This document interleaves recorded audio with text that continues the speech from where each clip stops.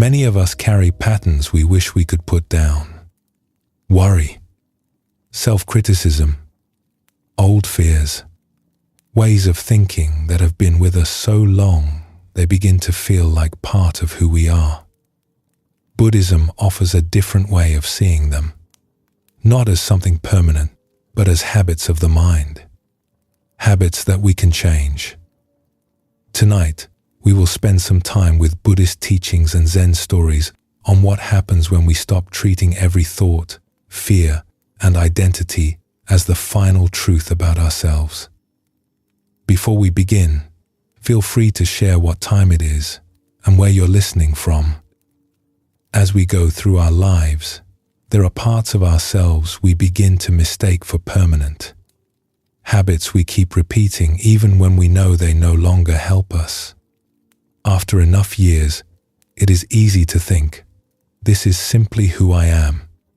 The Buddhist tradition says that much of what feels fixed in us is not fixed at all, and seeing that clearly can bring an unexpected kind of freedom.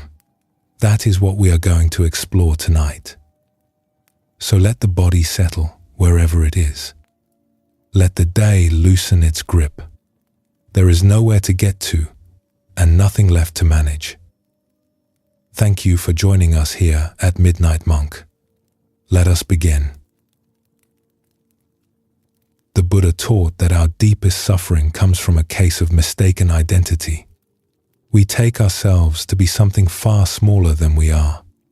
In the language of the earliest teachings, we live in a kind of trance, a dream of being a separate, limited somebody, and we walk through our days inside that dream without ever checking whether it is true. An ancient sage, who spent his life pointing people back to their own nature, put the whole path into 3 lines. Wisdom tells me I am nothing. Love tells me I am everything. And between the two, my life flows. Those words describe a freedom that sounds far away and turns out to be very near. Because here is the strange part. The vastness we long for is already ours. We have simply forgotten, and forgetting has a texture. It feels like tightness in the chest on an ordinary morning. It feels like being boxed in by your own schedule, your own roles, your own reflection in other people's eyes. Maybe there is a forgotten memory, from childhood or from some unguarded moment since, of being larger than all that. Open, light, at home in the world. Then the memory fades, and the walls return, and something in us keeps asking how to get back. The stories of every tradition knew this well. There is an old story from Japan, told for centuries along the pine coasts and later placed at the heart of a famous play, about a robe made of feathers. One spring morning, a fisherman walked the shore where the pines lean out over the water. Mist was lifting off the sea. The night's rain had washed the air so clean that every needle on every branch held its own small light. He was on his way to his boat when something caught his eye, a shimmer among the trees, and he stopped. Hanging on a low pine branch was a robe. It was unlike anything he had ever seen. The cloth was lighter than air and woven, it seemed, from feathers and morning light together, shifting color as the breeze moved it, white and rose and pale gold. He reached out and touched it, and it weighed nothing at all. A treasure, he whispered. A treasure beyond price. He lifted it down with both hands. He would carry it home, he decided. It would be the glory of his family for 100 generations. He had gone only a few steps when a voice stopped him. Please, that robe is mine. He turned. A young woman stood among the pines. Even in his surprise, he understood at once that she had come from somewhere else entirely, for her beauty was not the beauty of the fishing villages, and her eyes held a light like deep water. She was a maiden of the sky, come down from the palace of the moon to bathe in the spring sea, and the robe was her wings. Without it, she said, I cannot rise. I cannot go home. Her voice began to break. The clouds are moving on without me. The wild geese are calling, and I cannot answer. Please, give me back my feather robe. The fisherman hesitated. He was an honest man, but he was also a poor one, and the robe glowed in his hands. Something this precious, he said slowly, should stay on earth. It should be kept and honored. At that, the maiden bowed her head, and her grief was so open and so complete that it entered his chest like cold water. She did not argue. She did not bargain. She only looked toward the sky, the way anyone looks toward home when home is out of reach. His hands loosened. Forgive me, he said at last. The robe is yours. Only, before you go, would you show me a dance of the sky palace? Just once. Something to remember. Gladly, she said. But you must give me the robe first, for without my wings there is no dance. He hesitated once more, and shame moved through him even as he spoke. If I return it first, you will simply fly away. The maiden looked at him then, and her answer has been repeated in Japan for hundreds of years. Doubt belongs to the earth, she said.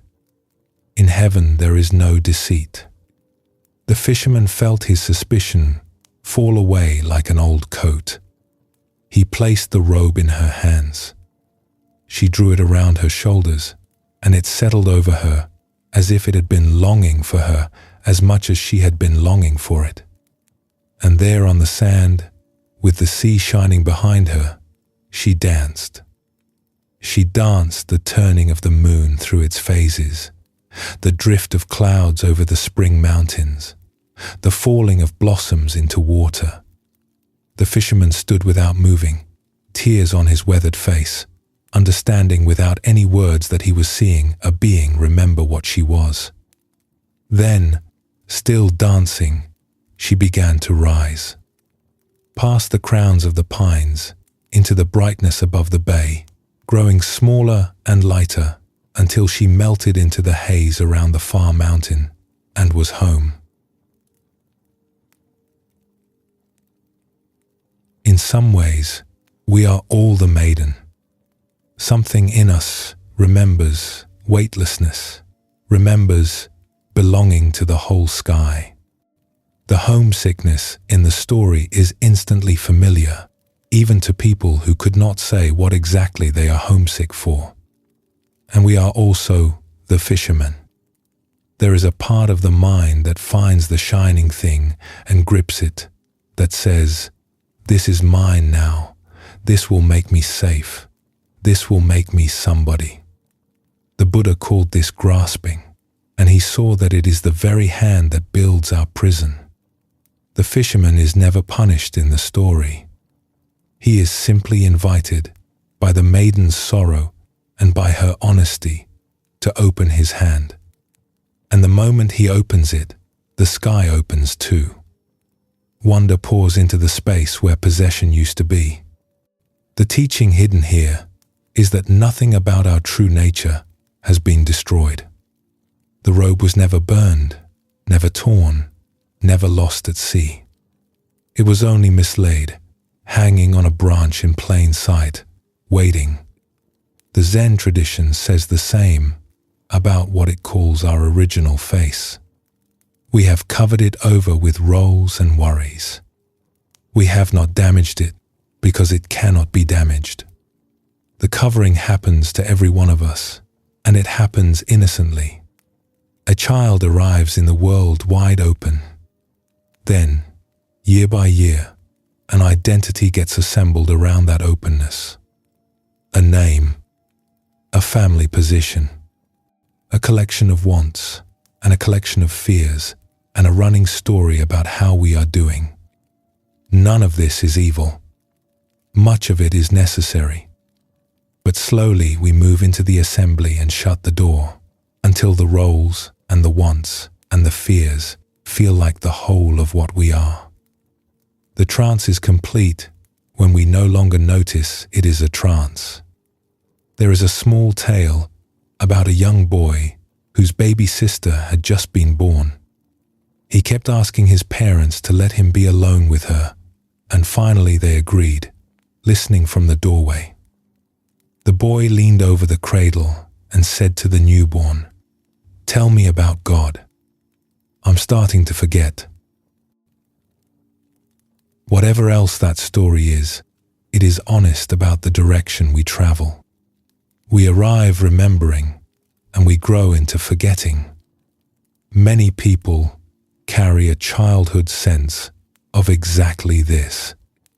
Some remember lying awake, feeling that they lived inside a kind of bubble, with all their thoughts sealed in, while something vast and alive waited just outside the thin wall, near and unreachable at once. Dreams of locked rooms, myths of exile, songs of a far homeland, they all rise from the same root.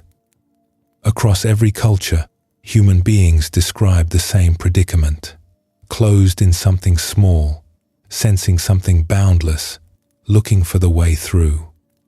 The ancient sage's words come back here with more depth. Wisdom tells me, I am nothing. That means none of the assembled identity, none of the roles or verdicts holds up as the final truth of what I am. Love tells me I am everything. That means when the walls thin, what remains is intimacy with all of it. The sea, the pines, the stranger on the shore.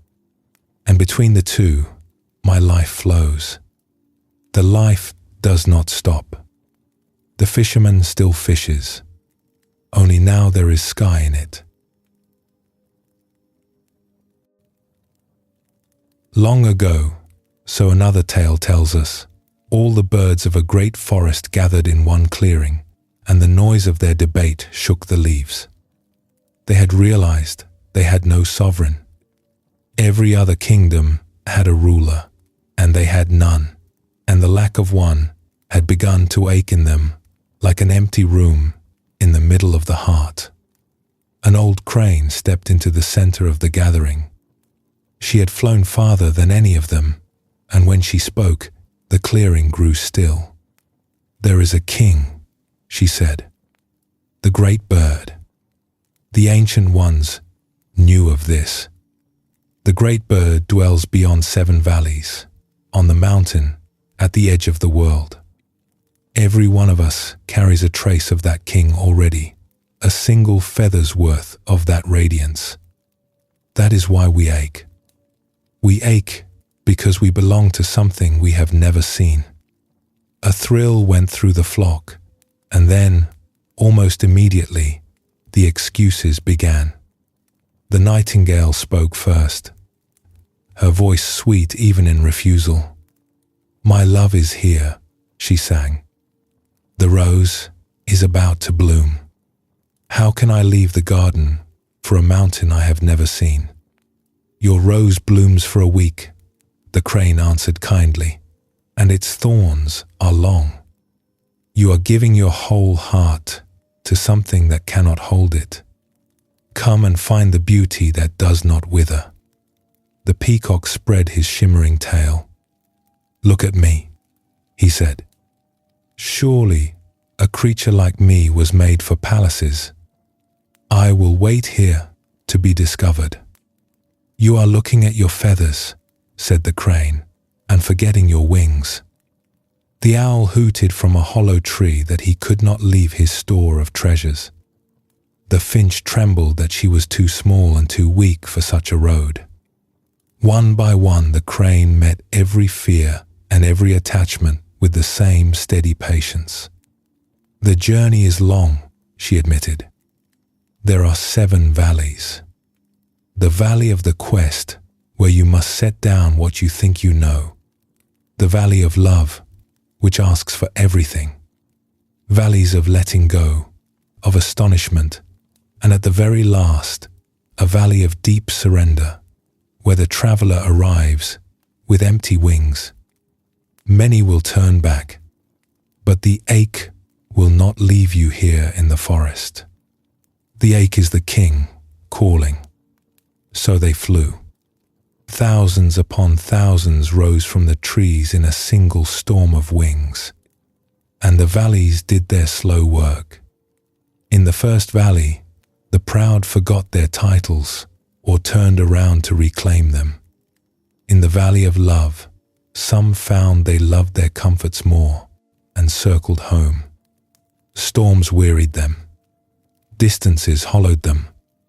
At each stage, more birds decided the forest had been enough after all and turned back with no shame in the telling, for the road asked more than most hearts had ever been asked. At the end, 30 birds remained. 30 out of all those thousands.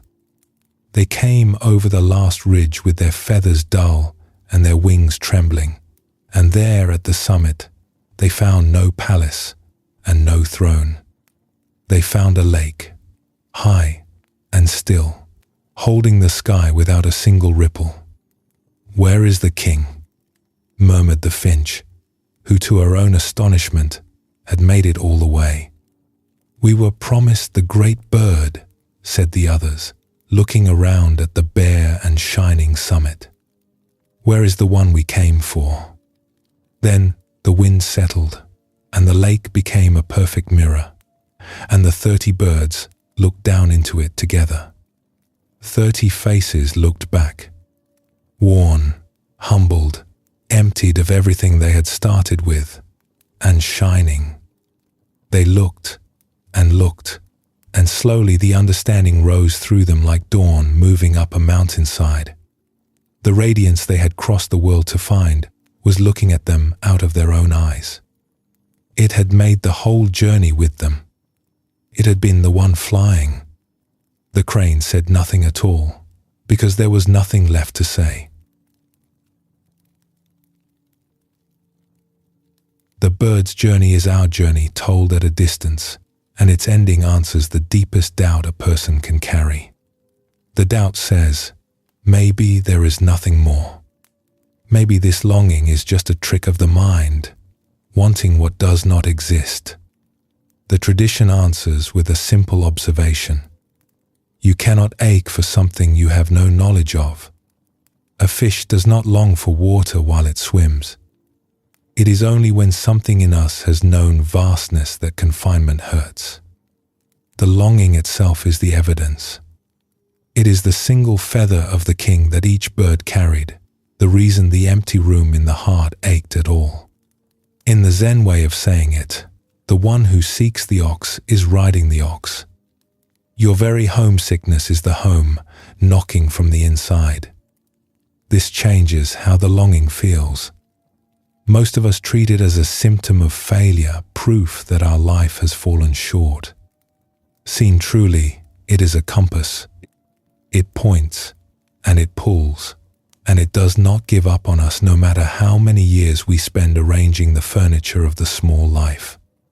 On restless nights, in the flat hour after some success that was supposed to satisfy, in the sudden tears at a piece of music, the compass swings toward home. And the journey did something unexpected to the 30 who arrived. It added nothing to them. Every valley took something away. Opinions, vanities, hoards, fears, the whole luggage of somebody.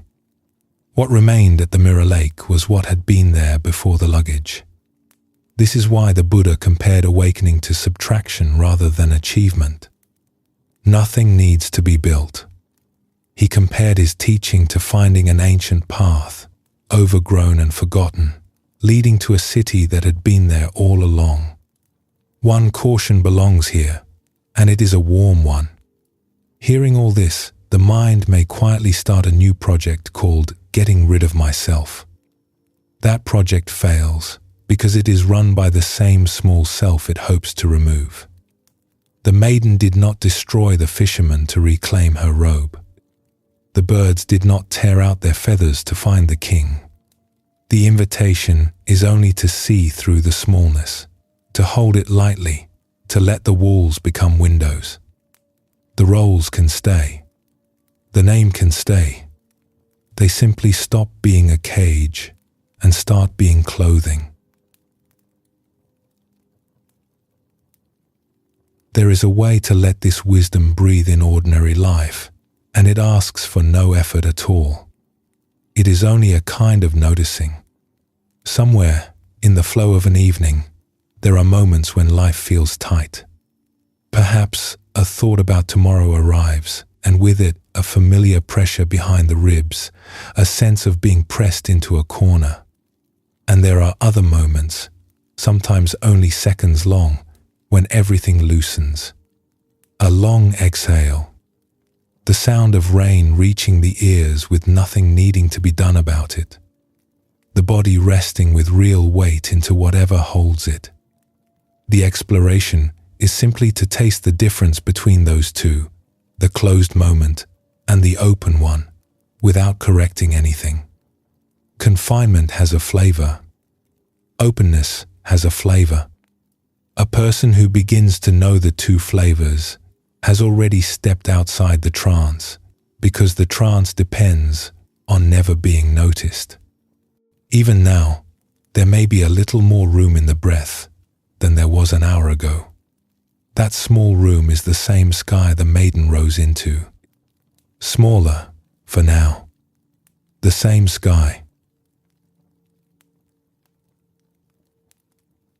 Let this be a place to rest for a moment, with no thread to hold and nothing to remember. The stories will keep. When it feels natural, we will walk on together into what comes next.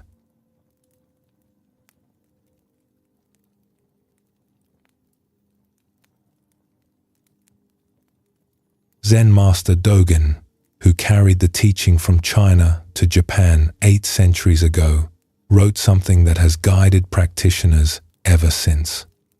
To study the Buddha way is to study the self. To study the self is to forget the self.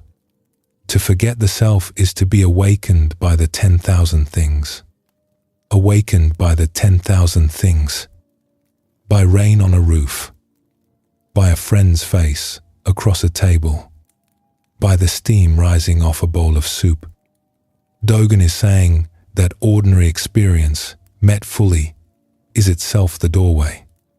And this points to a discovery anyone can make about their own happiest moments. A morning by the ocean, perhaps, or an evening of easy laughter with someone loved, or even just a walk when the light was kind and the mind, for once, was nowhere else. The memory glows, and the mind, telling the story of that day, gives all the credit to the circumstances. It was the ocean that made it wonderful. It was the friend, the light, the luck. But look a little closer at any such moment, and something else appears behind the scenery. In every one of them, without exception, you were fully there.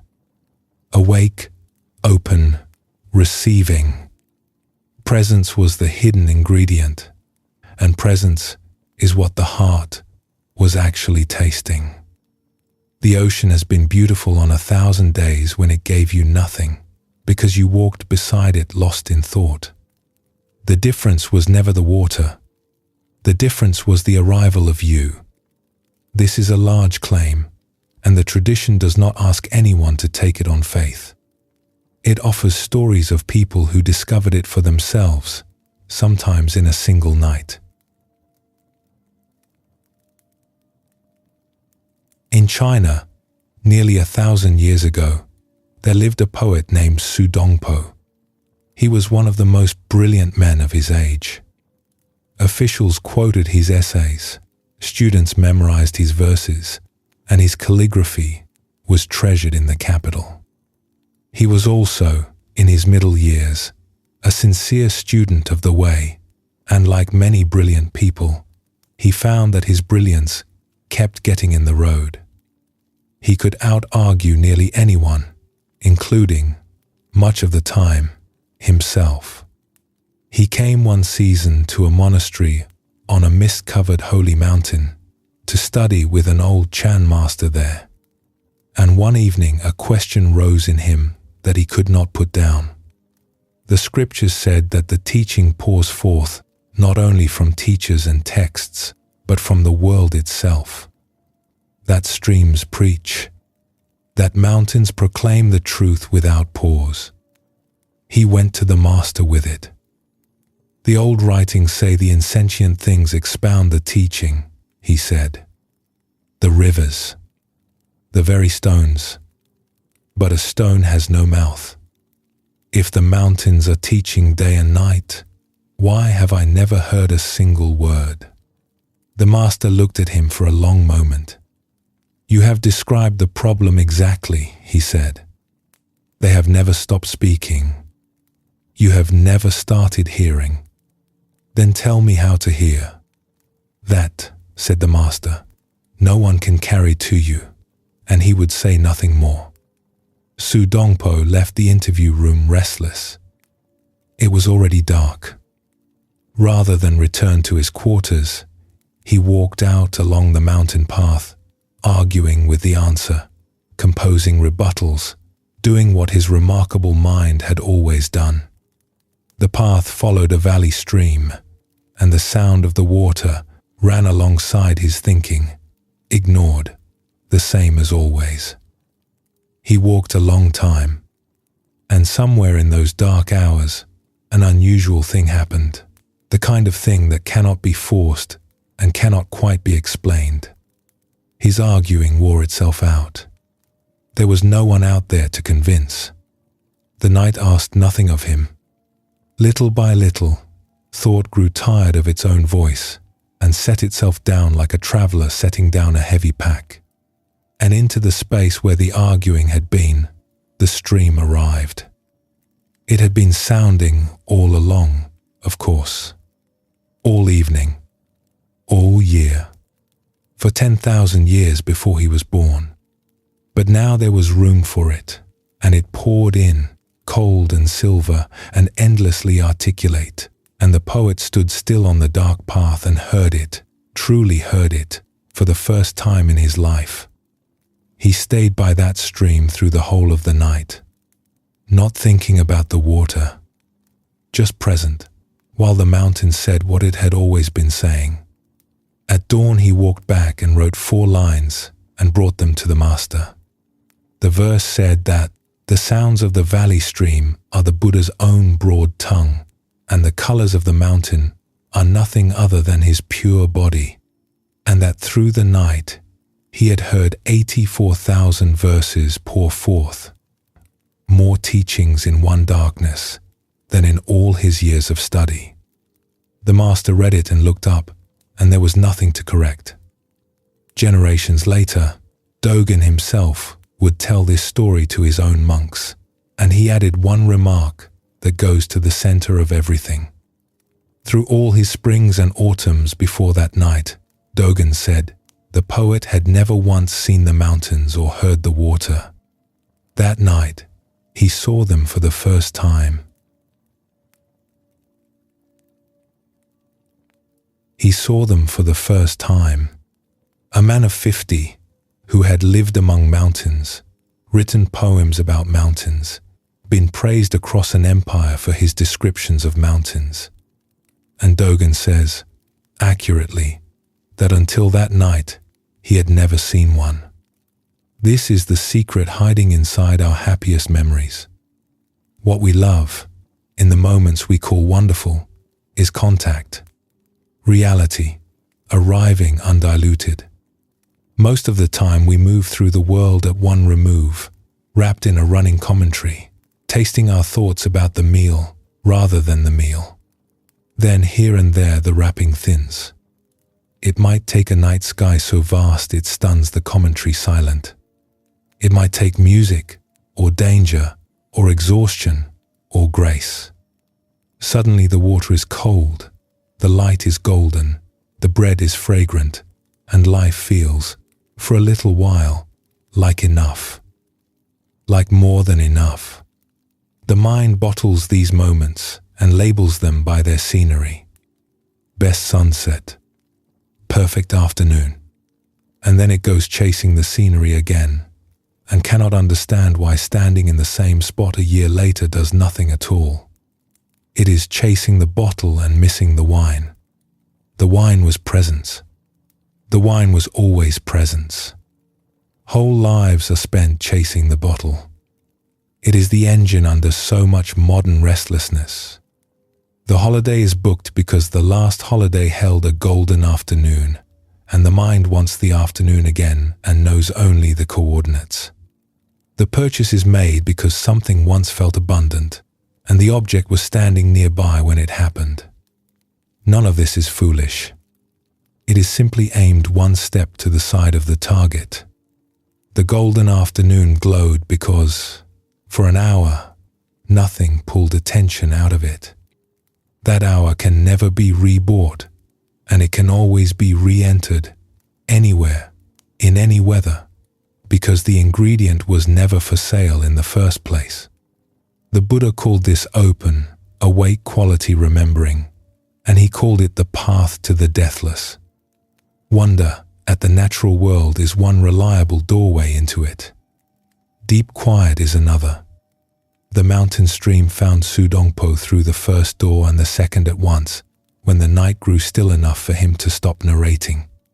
And there is a third doorway, one that opens in the middle of ordinary human life, more often than any other. It opens between people. Real meeting. The experience of being fully heard, or fully hearing, with nothing held back and nothing performed. Most of what passes for conversation is two commentaries taking turns. But nearly everyone has tasted, at least once, the other thing. And an old Chinese story, more than 2,000 years old, tells what that other thing looks like when it is complete. One autumn evening, on a riverbank beneath high mountains, a musician sat down beside his boat and lifted his instrument onto his knees. He was a man of the court, traveling on official business, and the zither he carried was the finest in the province, 7 silk strings over lacquered wood. He was known in the capital as a master, and mastery, he had found, was a lonely country. People praised his playing the way they praised expensive things, for what it cost and what it signified. No one heard it. He had almost stopped expecting anyone to. The river was slow and bronze in the evening light. He began to play for no one, which was how he always played now, letting his mind climb where it wished. It climbed the mountains above the gorge, and the music climbed with it, austere and towering. A voice spoke from the trees behind him. The high peaks, it said softly, grand as the sacred mountain itself. The musician's hands stopped. A woodcutter stood at the edge of the pines, axe over his shoulder, bundle of branches on his back, dressed in rough cloth, standing very still. A workman, by every visible sign. But the words he had spoken were not a workman's flattery. They were exact. The music had been the high peaks, precisely that. The musician said nothing. He lowered his eyes and played again, and this time he let his mind pour itself into the river, the endless supple running of water toward the sea. The melody loosened and flowed. The voice came again, quiet, with pleasure. Flowing water. Wide as the river carrying everything home. Slowly, the musician set down his instrument and stood, and bowed to the woodcutter, as one bows to an honored guest. "Sir," he said, and his voice was unsteady, "all my life I have played for people who heard sounds. You hear what the sound is saying. Where the music goes, you go. Please, sit with me a while." The woodcutter set down his bundle. They talked as the light went out of the river, and then went on talking by lantern light, about music and mountains and the shapes a heart can take, and the musician felt a kind of joy he had no name for, the joy of being, at last, accompanied. Somewhere past midnight he laughed out loud at nothing in particular, at everything. When they finally parted, he took the woodcutter's rough hands in his. "Every year my duties bring me down this river," he said. "Every autumn, on this bank, under these mountains. Will you meet me here?" "Every autumn," the woodcutter promised. "As long as I live." And the following autumn he was there, waiting on the bank, and they played and listened and talked again until the lanterns burned down. It became the fixed star of the musician's year. Whatever the court took from him, the riverbank gave back. Then came an autumn when the bank was empty. The musician waited through the evening and through the next day. At last he walked to the nearest village and asked, and an elder told him gently that the woodcutter had grown ill in the spring and had died at peace among his family, and had spoken of the river meetings to the very end. The musician went back to the bank alone. He sat in his usual place, in the failing light, and lifted the zither onto his knees, and played their music through one final time, the high peaks and the flowing water, every phrase of it, out over the empty river. Then he lowered his hands. He sat a while with the instrument warm on his knees, and with great care, one by one, he loosened the 7 silk strings until they hung silent, and wrapped the zither in cloth and carried it home under his arm, and never played again. Those who criticized him for it did not understand, and he never explained. To be heard like that, completely, even once, was more than most players receive in a lifetime. He chose to keep it whole. To this day, in China, a true friend is called one who knows the sound. One who knows the sound. The phrase holds the whole teaching of this hour. The woodcutter owned nothing, held no rank, had never studied music. What he brought to the riverbank was presence, undivided attention, with no self-interest in it, and that presence transformed everything it touched.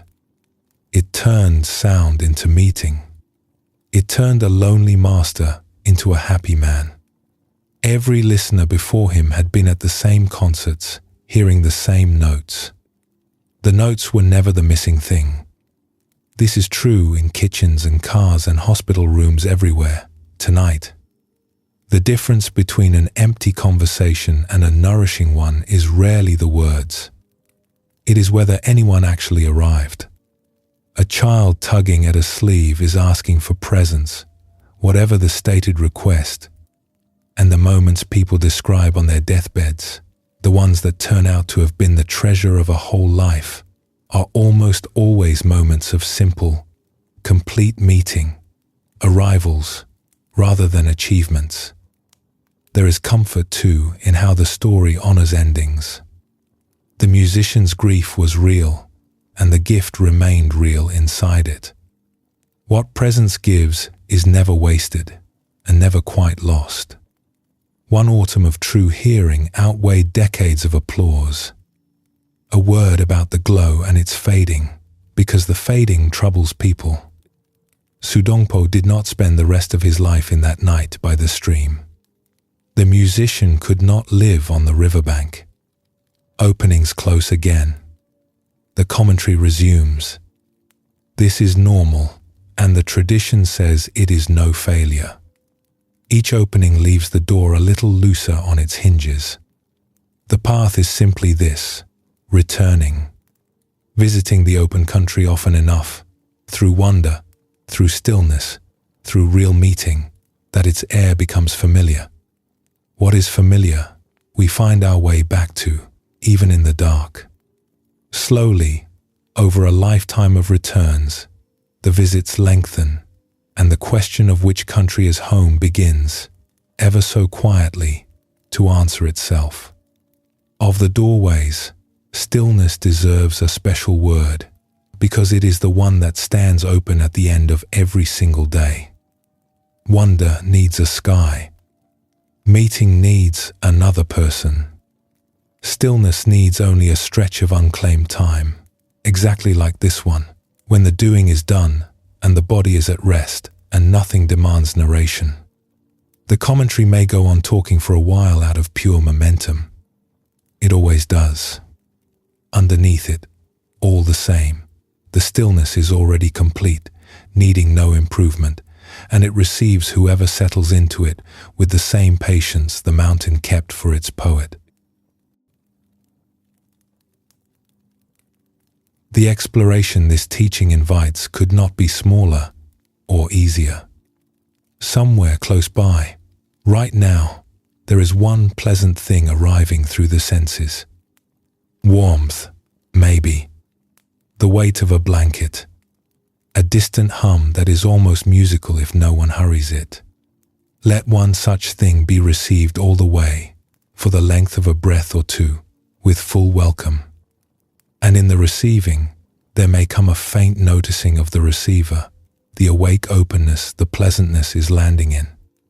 That openness is the presence this whole hour has circled.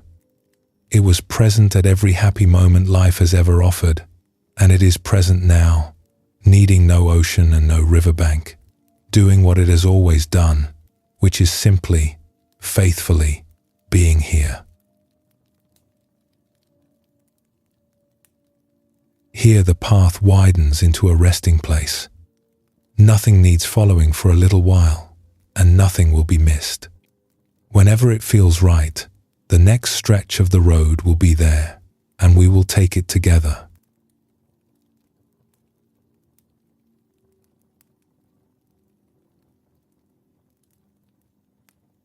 In one of the oldest collections of the Buddha's discourses, there is a sentence spoken 2,500 years ago that modern science has spent recent decades catching up with. The Buddha said, "Whatever a monk frequently thinks and ponders upon, that will become the inclination of his mind. Whatever the mind dwells on, the mind becomes. Dwell in resentment, and resentment builds itself a room. Dwell in worry, and worry wears itself a road. And here is the other half, the half that carries all the hope. Dwell in kindness, in patience, in presence, and those carve their channels too, just as surely, just as deep." This teaching answers the heaviest sorrow that people bring to the path. It is rarely spoken out loud, but it sits behind tired eyes everywhere, and it says something like this: "I have been this way too long." The worry, the self-criticism, the temper, the sadness, whatever the pattern is, it has been running for 30 years, 40, 50. Surely by now it is simply what I am. That verdict feels like realism. It presents itself as the mature acceptance of facts. And the tradition, with great tenderness and complete confidence, calls it mistaken. A pattern is a habit. A habit is something that was built, thought by thought and day by day. And anything that was built by repetition can be unbuilt by repetition. The self that seems carved in stone is closer to a path worn in grass. Stop walking it, walk elsewhere, and the grass quietly begins to stand back up. The Buddha did not offer this as comfort. He offered it as observation. And one of the clearest demonstrations of it happened among his own monks, to the one everyone had given up on. In the time of the Buddha, there were two brothers who entered the monastery together. The elder was a marvel. Scripture seemed to pour into him and stay. Within a few years, he had mastered the teachings, realize their depths, and become a respected elder himself, and it was he who joyfully brought his younger brother into the robes. Then the trouble began. The younger brother could not learn. It was not for lack of love or effort. He rose earlier than anyone. He recited with his whole heart. But memory would not hold for him. The teachers gave him a single verse, 4 short lines, and he worked at it for 4 months, walking the garden paths with it, whispering it through the night watches, and at the end of 4 months the verse still slipped through him like water through open fingers. When he grasped the second line, the first was gone. The other monks began to smile behind their hands.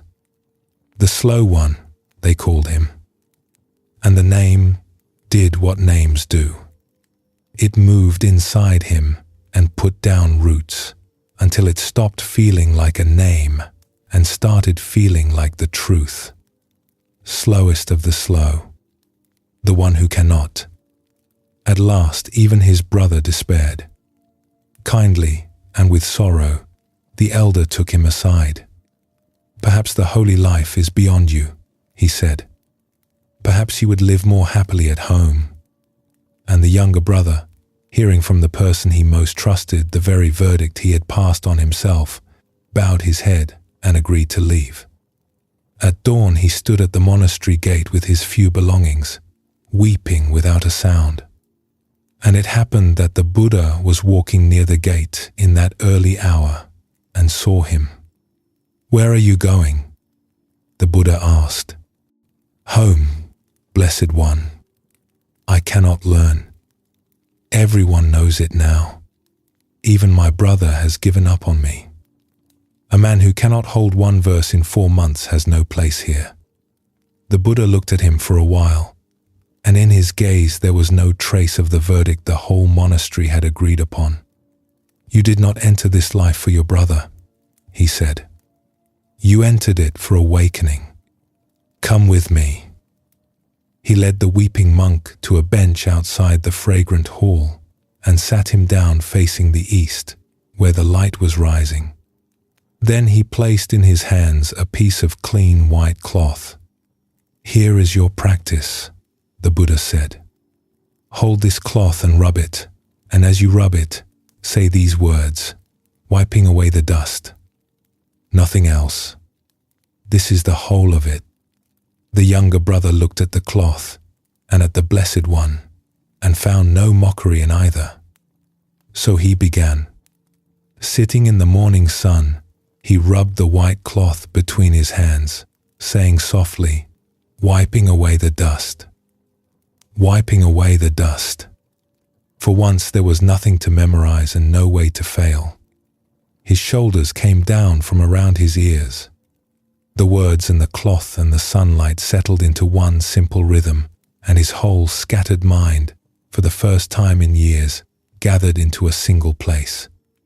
The morning passed, and as he rubbed, something ordinary and enormous happened. The clean cloth began to change. The oil and warmth of his own hands darkened it, streak by streak, until the whiteness he had started with was gone, and the cloth he held was grey and worn. He stopped. He looked at it a long time. "This cloth was pure this morning," he said slowly, to no one. Handling changed it. It did not stay one way, because nothing stays one way. And the understanding rose through him with the force of a river breaking a dam. Nothing keeps its shape. The cloth changed in a morning. Then the mind too is like this. Then the stains of the mind, the confusions, the grasping, the second-by-second habit of himself, all of it movable, all of it washable, none of it final. And if none of it is final, then the slow one, the one who cannot, the verdict he had carried like a stone in the chest, that too was only a mark on cloth.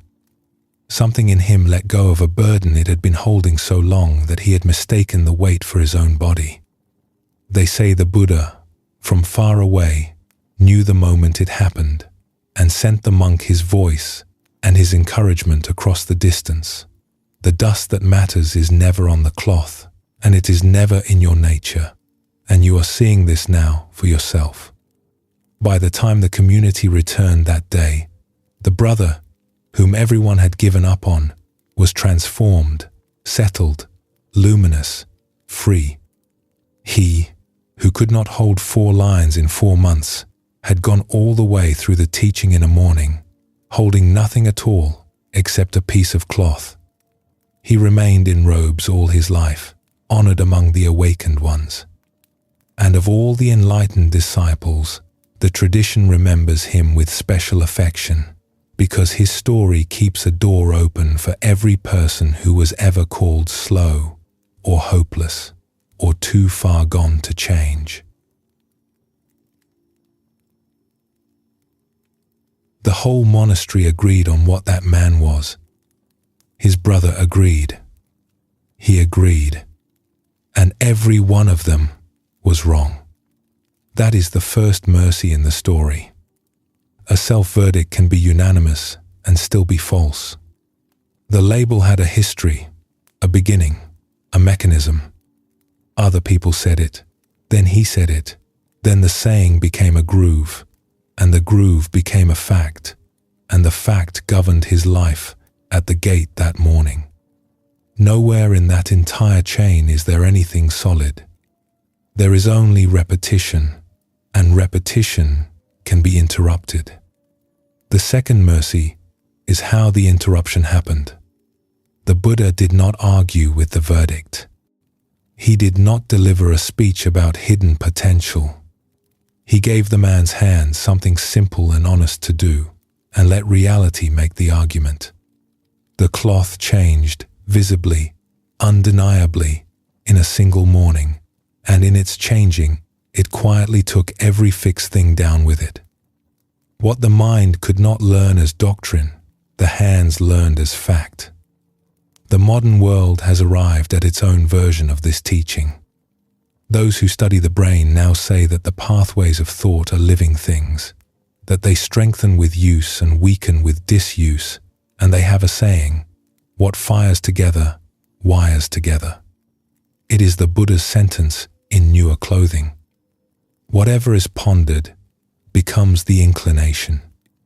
Every rehearsal of the old story deepens its groove by one more pass, and every rehearsal of a kinder one lays down a thread of the new.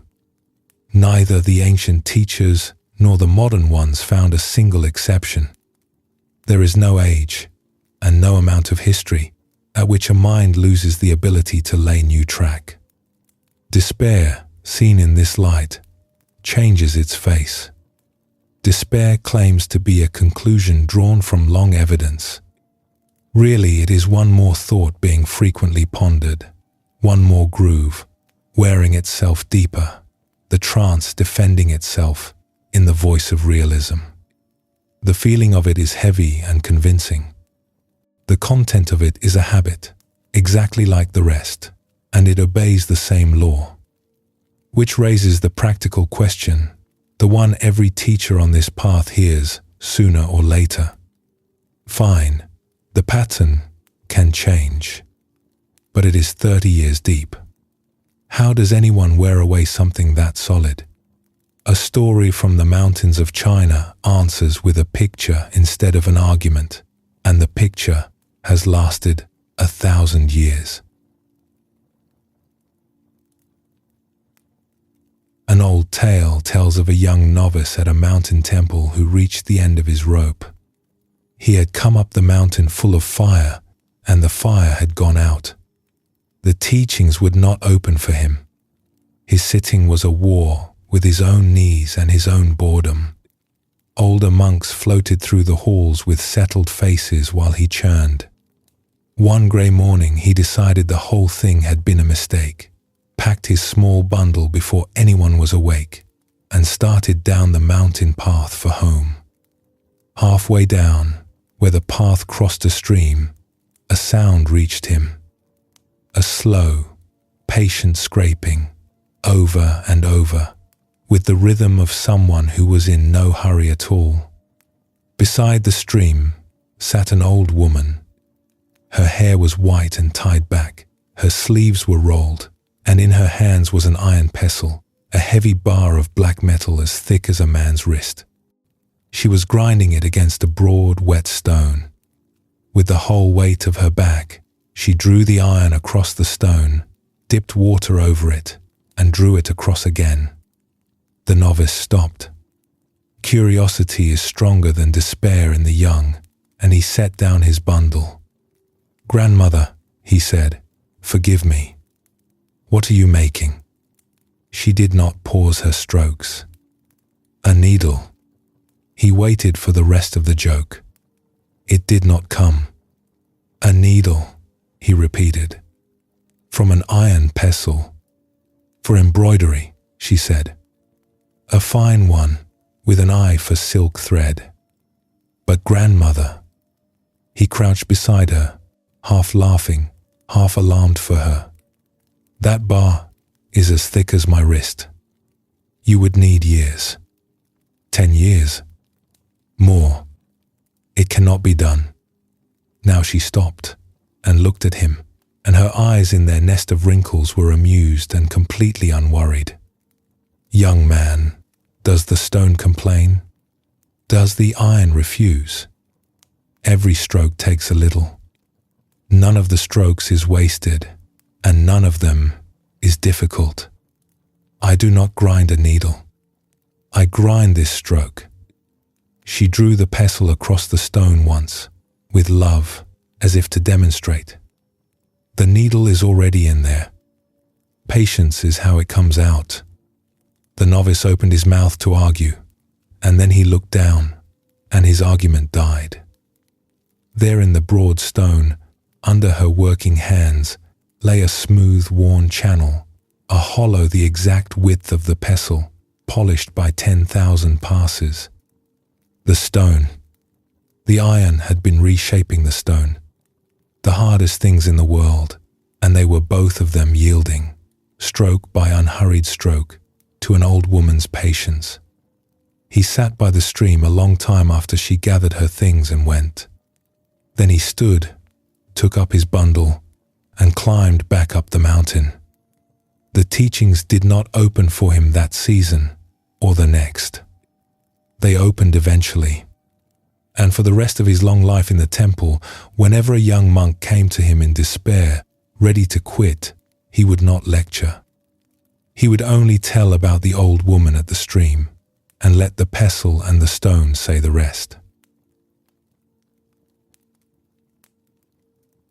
"I do not grind a needle. I grind this stroke." That single sentence dissolves the exact place where most change collapses. Facing a 30-year pattern, the mind measures the whole distance at once, the entire iron bar against the entire needle, and the measurement produces despair, and the despair says, "Why begin?" The old woman never once performs that measurement. Her attention holds one stroke, this stroke, and the years take care of themselves. It is how everything solid in a life was built in the first place. No one worried themselves anxious in a single afternoon. The pattern was ground into place, one ordinary repetition at a time, and it releases the same way, by ordinary repetitions pointed somewhere new. And the strokes themselves can be almost embarrassingly small. In another of the early collections, the Buddha gives his word on the matter. "If it were not possible to cultivate the good, I would not say, 'Cultivate the good.'" He would not point toward a door that was painted on the wall. One honest breath taken before answering sharply is a stroke. One kind sentence said inwardly at the mirror, even if it feels wooden, is a stroke. The Buddhist teachers valued a practice as humble as resting a hand over the heart in a hard moment. The feeling of tenderness does not need to be there yet. The gesture lays the thread, and the feeling follows the thread later, the way warmth follows a fire that was laid and lit before it was warm. The cloth in the monk's hands and the pestle in the old woman's are one teaching wearing two costumes. Nothing here is set in stone, and even stone is patient with those who return. If any of this wants to live on into an ordinary day, it might live in a single small noticing. Somewhere in the hours ahead, an old familiar thought will run its old familiar groove. That much is certain, and there is no failure in it. The exploration is only this: at some point, perhaps well after the thought has passed, there can be a moment of recognizing that was the groove again, and with it one unhurried stroke in another direction. A slightly kinder sentence. A breath given room. Nothing dramatic, nothing measured against the years. One pass of iron over stone, which is all any needle has ever asked. And here, again, let us pause for a moment. Rest as long as feels good, letting everything so far settle on its own, without any tending.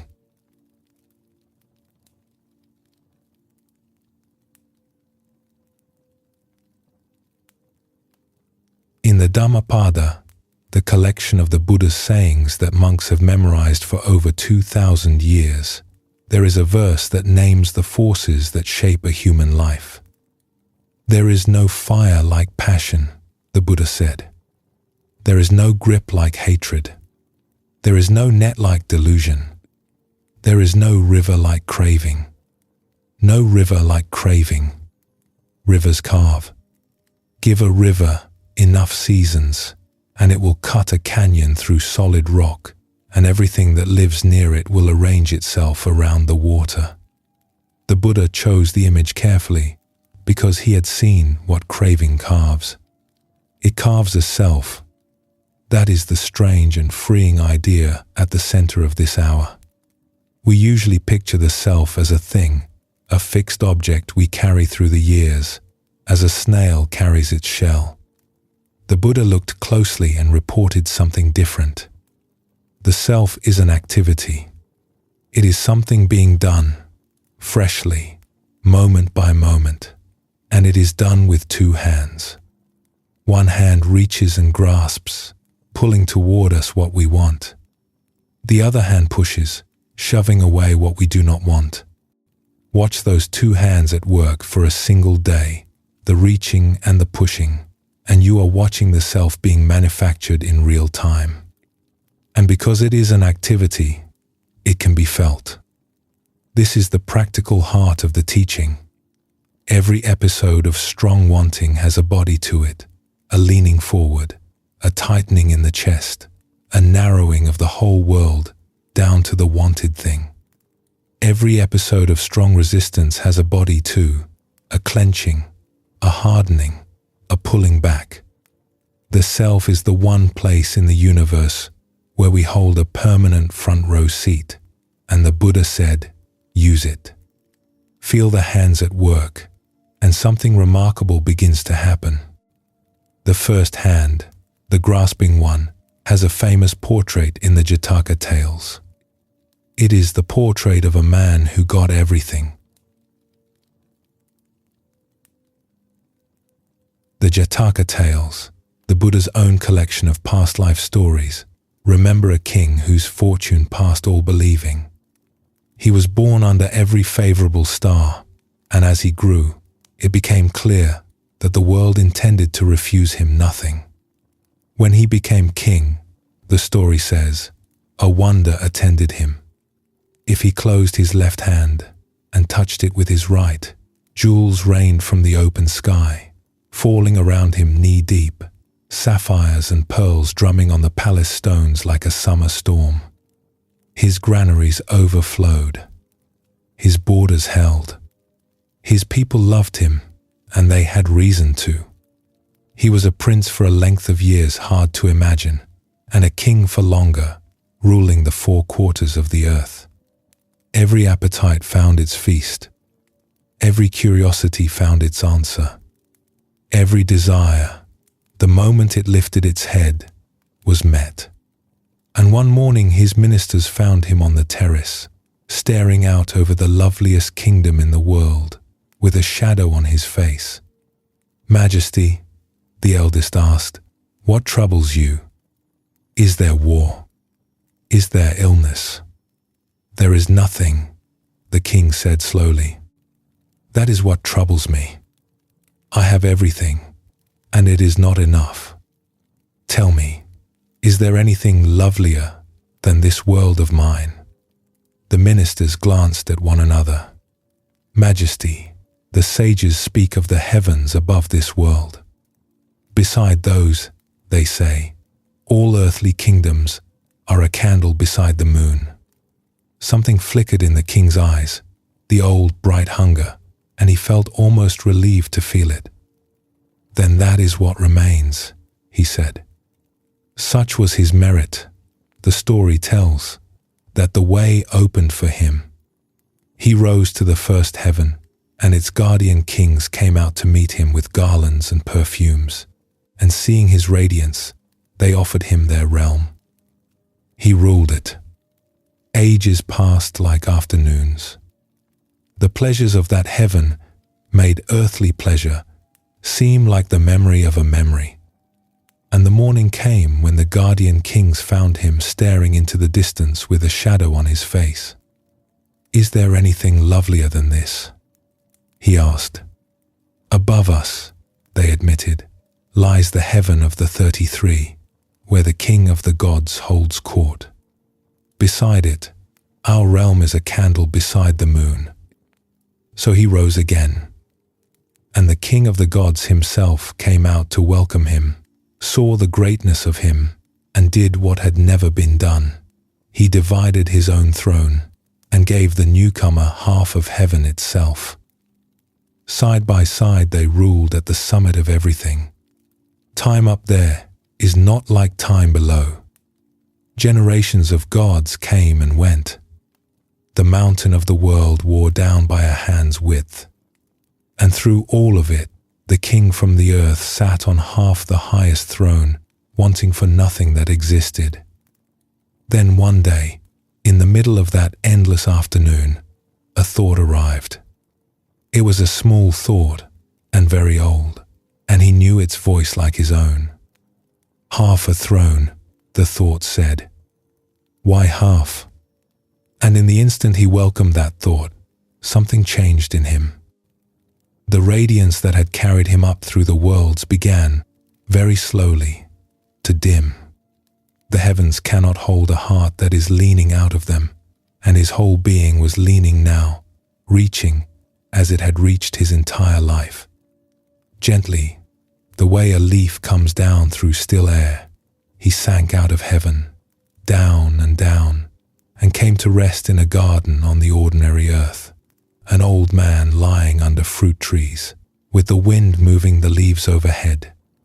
The gardener found him and knew him, ancient beyond ancient, and word went out, and people gathered around the resting place they made for him. He could feel his long life finally reaching its shore, and he was calm. Someone knelt and asked, "Great King, you who ruled the earth and the heavens, what should we tell our children of you?" He was silent for a while, listening to the leaves. "Tell them this," he said at last. "Tell them that I possess the 4 quarters of the world, and the rain of jewels, and the thrones of 2 heavens. Tell them that I sat beside the King of the gods with all creation at my feet, and my wanting was as fresh as a boy's. I never learned it sooner, so learn it from me now. Getting cannot fill wanting. If gold fell from the sky like rain, it would not be enough, because the wanting is a river, and a river does not fill. It only flows." And with that said, honestly and completely, he closed his eyes in the shade of the fruit trees, and his long, long story came to its rest. Half a throne. Why half? Whole heavens under him, and the reaching hand still reaching. The story is enormous on purpose. It hands its king every scale of satisfaction, earthly and celestial, so that no listener can say, "Ah, but if he had only gotten a little more." There was no more. He got it all, twice over, and the wanting outlived every acquisition, because the wanting was never actually about the acquisitions. It was a motion, a habit of leaning, and each new possession fed the leaning rather than ending it. Everyone runs a smaller version of this kingdom. The promotion that was going to be enough, until the week it arrived and the eyes drifted to the next rung. The purchase that glowed in the imagining and went silent in the owning. This is no personal failing. It is the mechanics of the river. And the teaching asks for something subtler than renunciation. It asks us to feel the leaning itself. Strong wanting announces itself in the body long before the mind admits it. The tilt forward, the tightened jaw, the narrowing, as if the whole wide world had shrunk to a corridor with the wanted thing at the end. In that corridor, a very solid, very cramped somebody comes into being. The wanting self. The Buddha's insight is that this self is assembled by the reaching, the way a whirlpool is assembled by the waters turning. Stop the turning, and where has the whirlpool gone? That is one hand. The other hand pushes, and its portrait comes from a dusty road in ancient China. A master carpenter was traveling to a distant city, walking with his young apprentice through the countryside, when the road brought them to a village shrine, and beside the shrine, a tree. It was an oak, and it was the largest living thing either of them had ever seen. Its crown spread wide enough to shade 100 oxen. Its trunk would have taken a whole rope of villagers, hands linked, to circle. Travelers had gathered around it, staring upward, murmuring. The apprentice stopped in his tracks, his mouth open. The master carpenter glanced at the tree once and kept walking. The apprentice stood rooted a moment longer, then ran to catch up. "Master," he said, breathless, "since I first took up the axe and followed you, I have never seen timber so magnificent.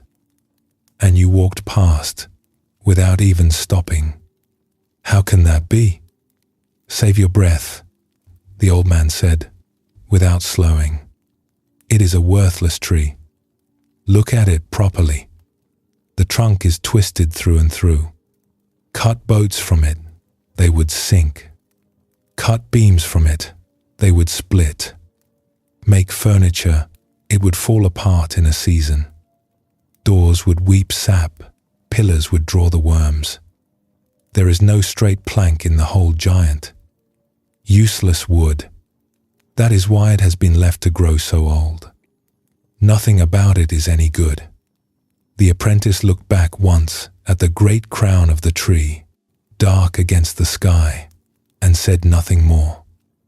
They walked on and reached the city by nightfall. And that night, in the master carpenter's dream, the oak came to him.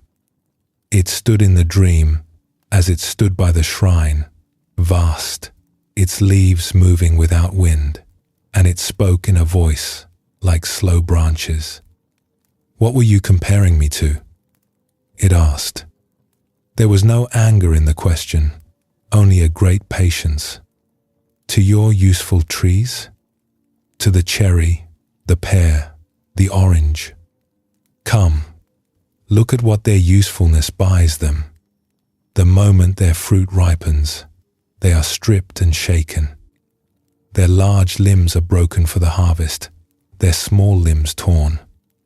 They serve, and they are consumed by their serving, and not one of them lives out the years heaven gave it. Their gifts are the axes laid at their own roots." The carpenter, in the dream, could not answer. For a long time, the tree went on, I studied to be useless, as you call it. It was not easy.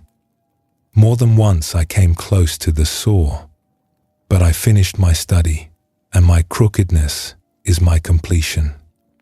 No one measures me for planks.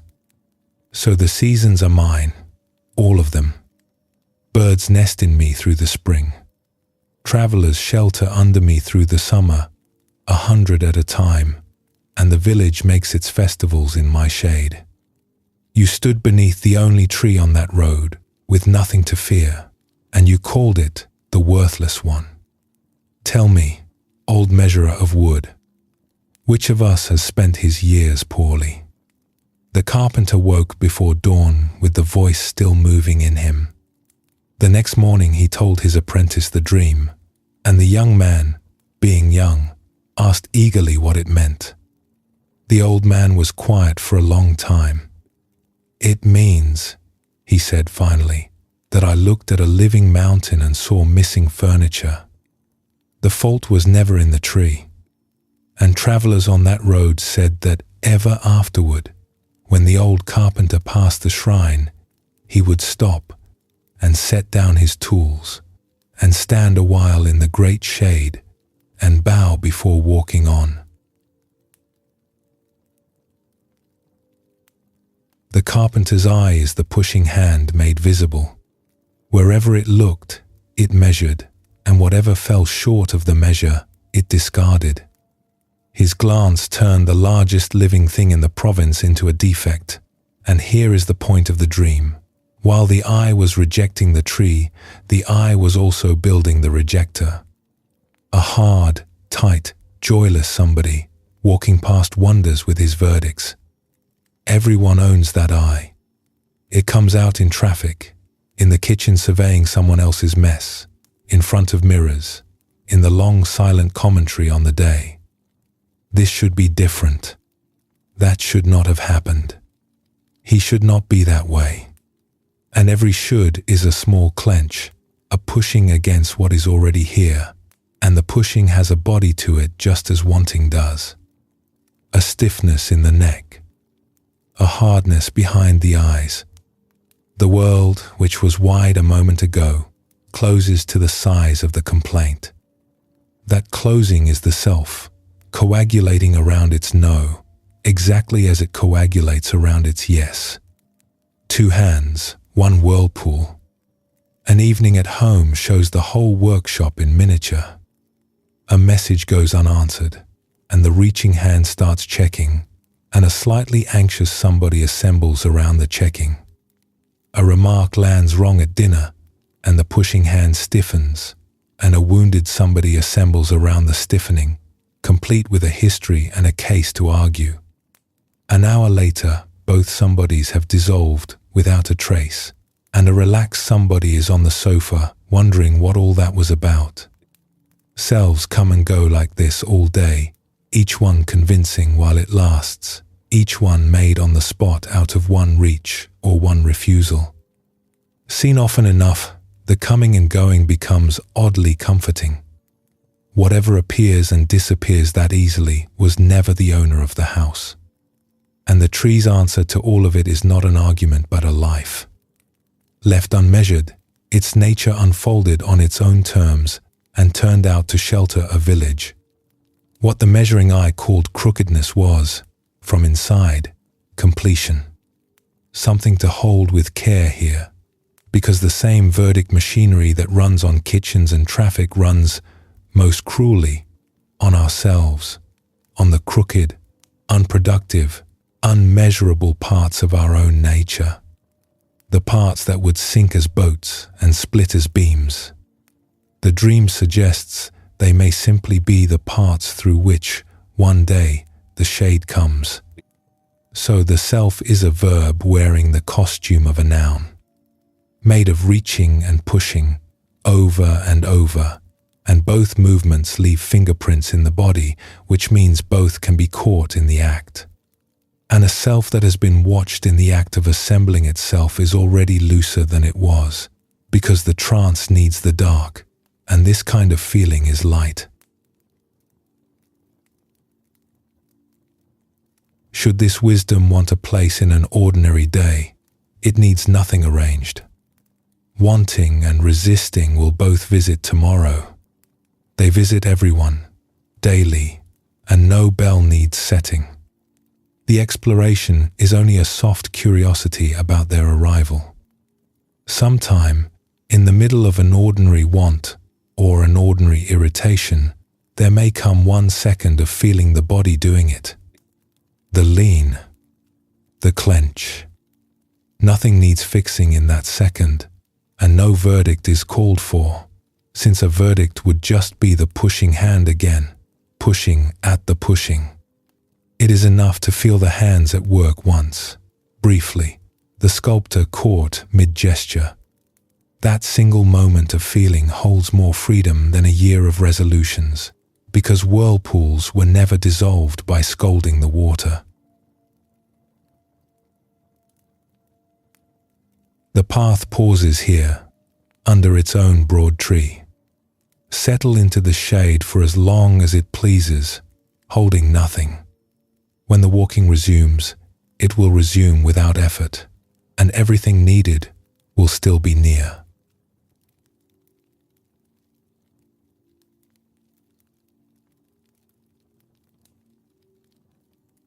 The Dhammapada opens with the mind, and within a few verses, it arrives at the heart.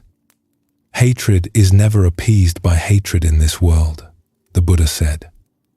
By love alone is hatred appeased. This is an eternal law.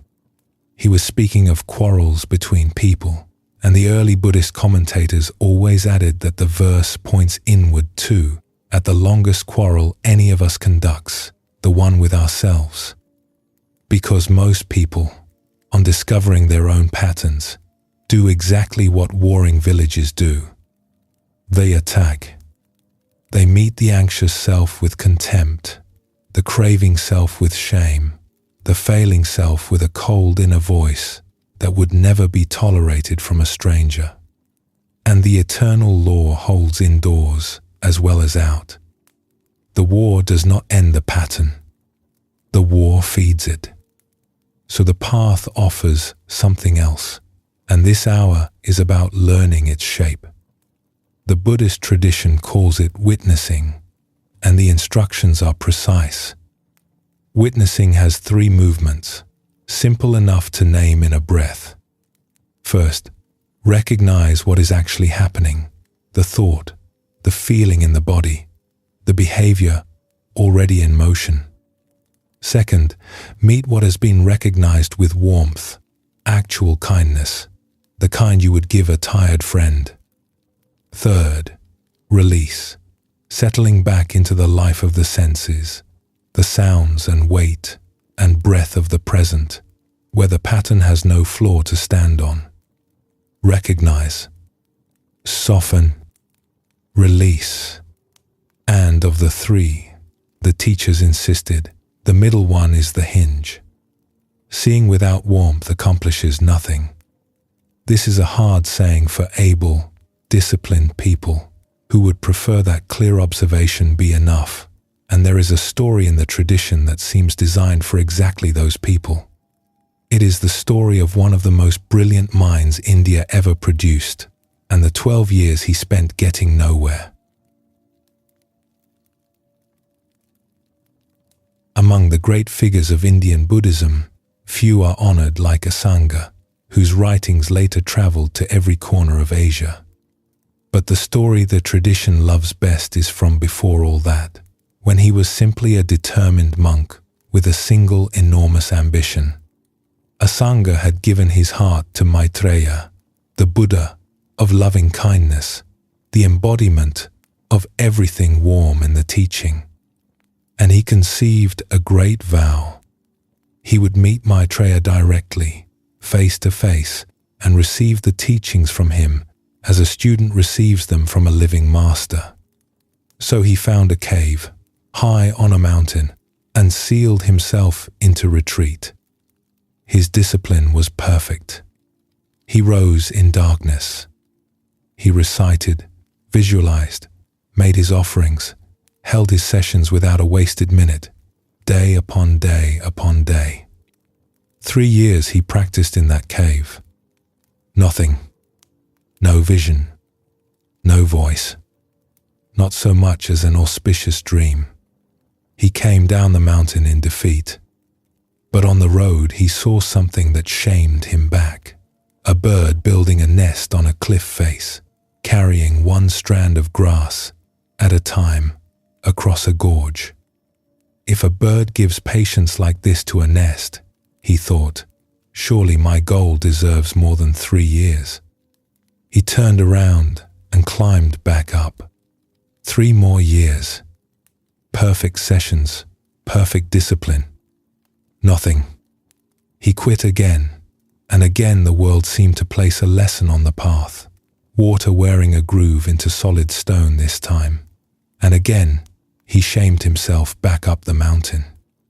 3 more years. Nothing. And a final 3. 12 years in all. 12 years of flawless, forceful, joyless effort aimed at the Buddha of loving kindness. And at the end of it, the cave was as empty as the day he had entered. Something in him finished. He packed his few things, and this time when he walked down the mountain, he did not look back. Whatever his life would be now, it would not be this. On the road below, near the town, he came upon a dog. She was lying at the roadside, and she was in terrible condition, starving, hurt, her hind legs dragging, her body ravaged. Pain had made her fierce. When anyone came near, she snapped at the air with the last of her strength. So everyone walking that road had given her a wide berth, and she lay there alone in the dust, dying angrily, unhelped. Asanga stopped, and something happened in him that 12 years of discipline had never touched. His heart simply broke open. The ambition was gone, the project was gone, the great vow was gone, and with all of that out of the way, there was suddenly nothing between him and her. Her suffering poured into him as if the two of them shared one skin. He forgot he had ever wanted anything else.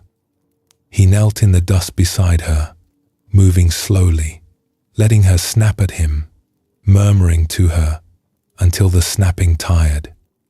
He gave her water from his own hands. He fed her, little by little, everything he carried.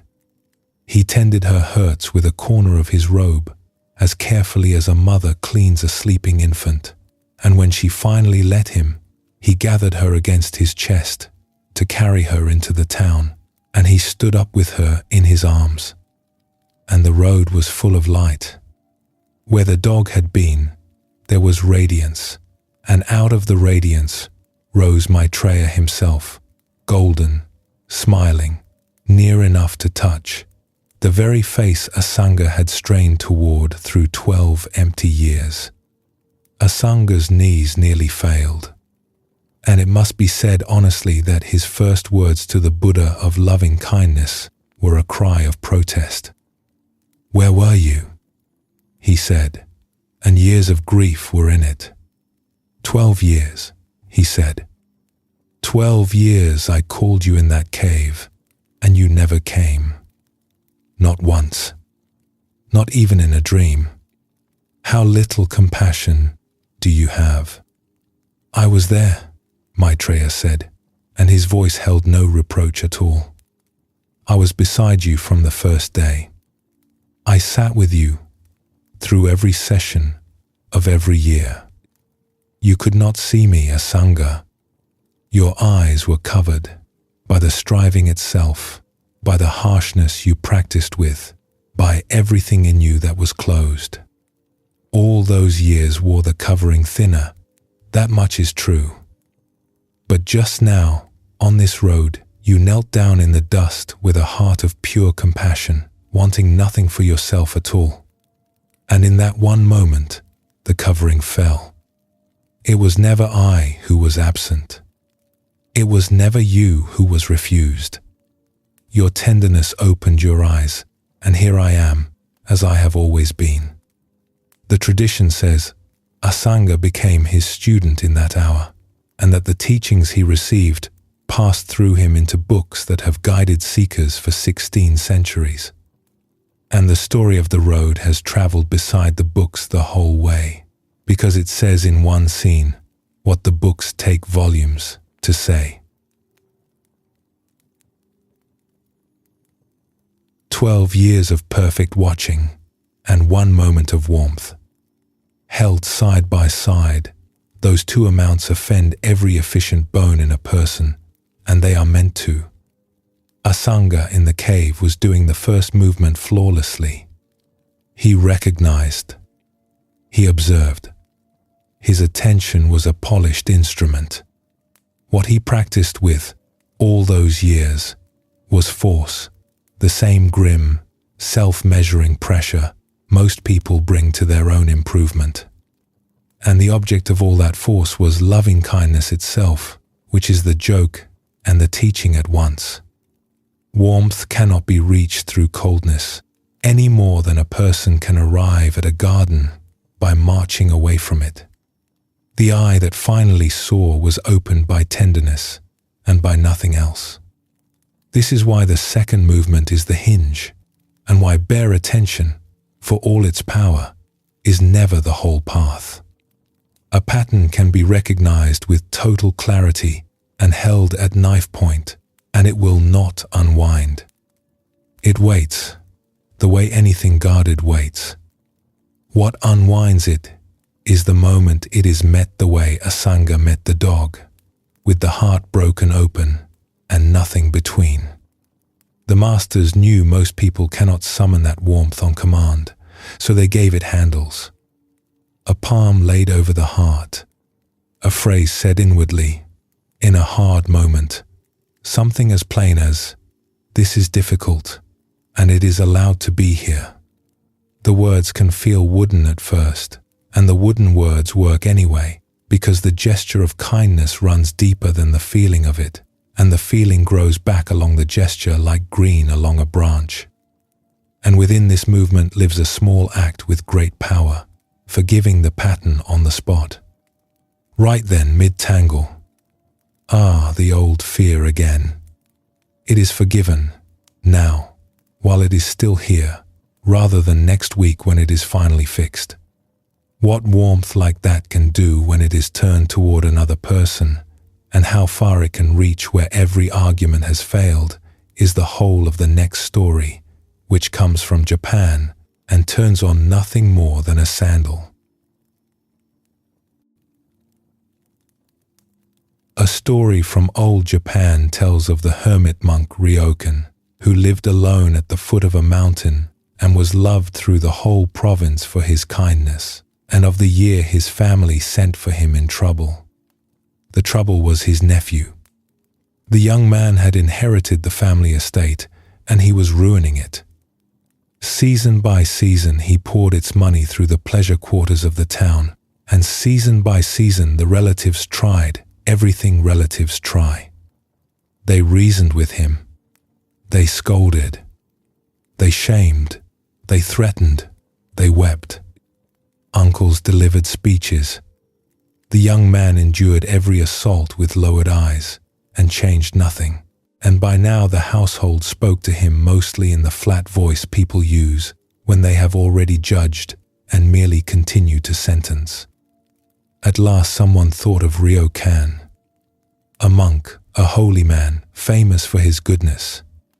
If anyone could deliver the lecture that would finally land, surely it was he. They sent the letter, and the old monk walked a long road through the hills to answer it.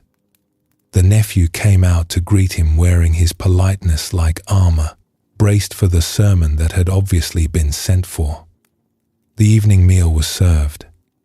The family hovered. Everyone waited for the reckoning to begin. It did not begin. Ryokan asked after the garden. He remarked on the weather in the hills. He thanked them for the meal.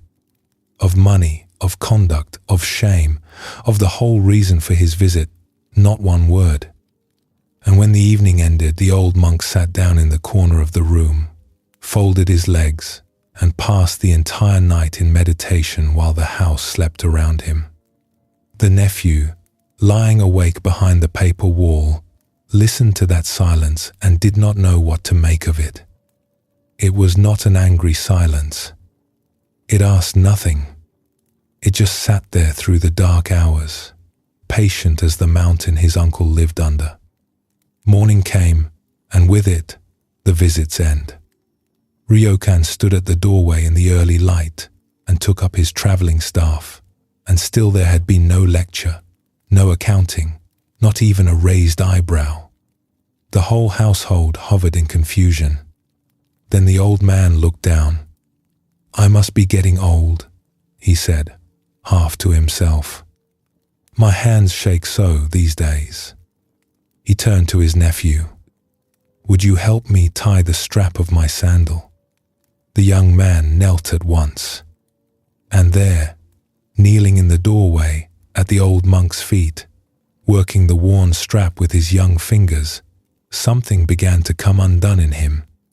The hands he was helping really did tremble. The uncle he remembered as tall was small now, and light as paper, and had walked all this way, and was going to walk all the way back, and had spent his one night here asking for nothing and blaming no one. "Thank you," Ryokan said when the strap was tied. "You see how it is. A man grows older and feebler day by day." He rested his hand a moment on the young man's shoulder. "Take good care of yourself."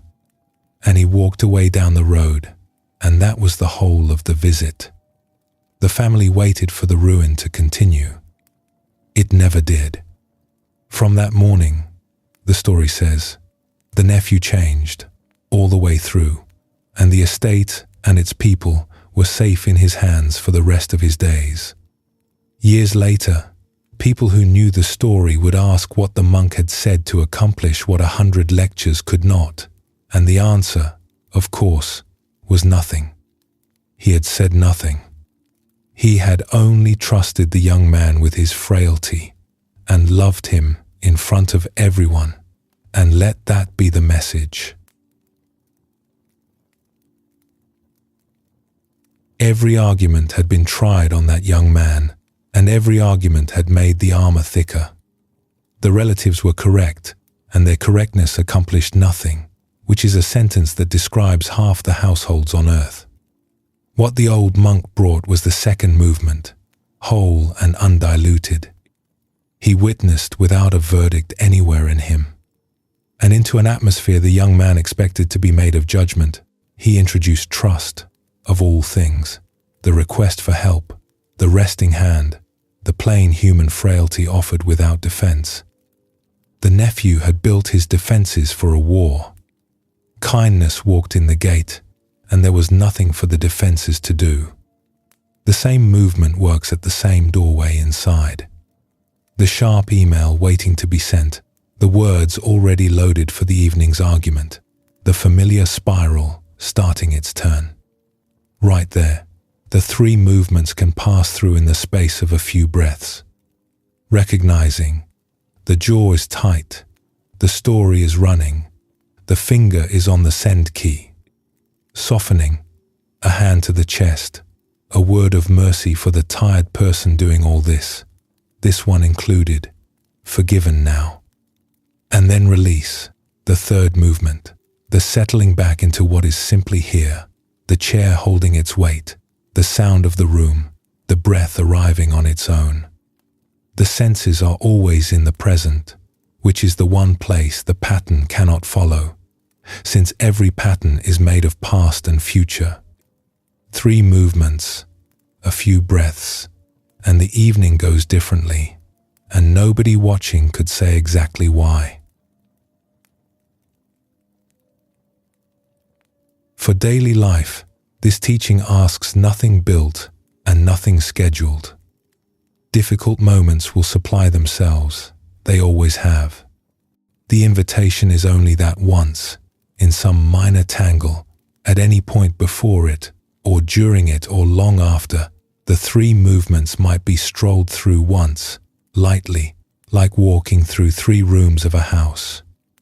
a plain seeing of what is here, a touch of mercy toward it, wooden words and all, a settling back into sound and weight and breath.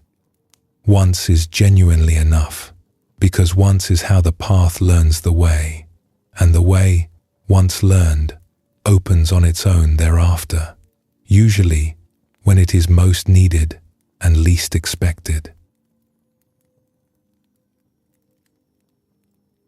Let everything rest here a while, the stories and the road together. There is no keeping up to do in this place. When the next stretch calls, softly, it will be time enough to answer it.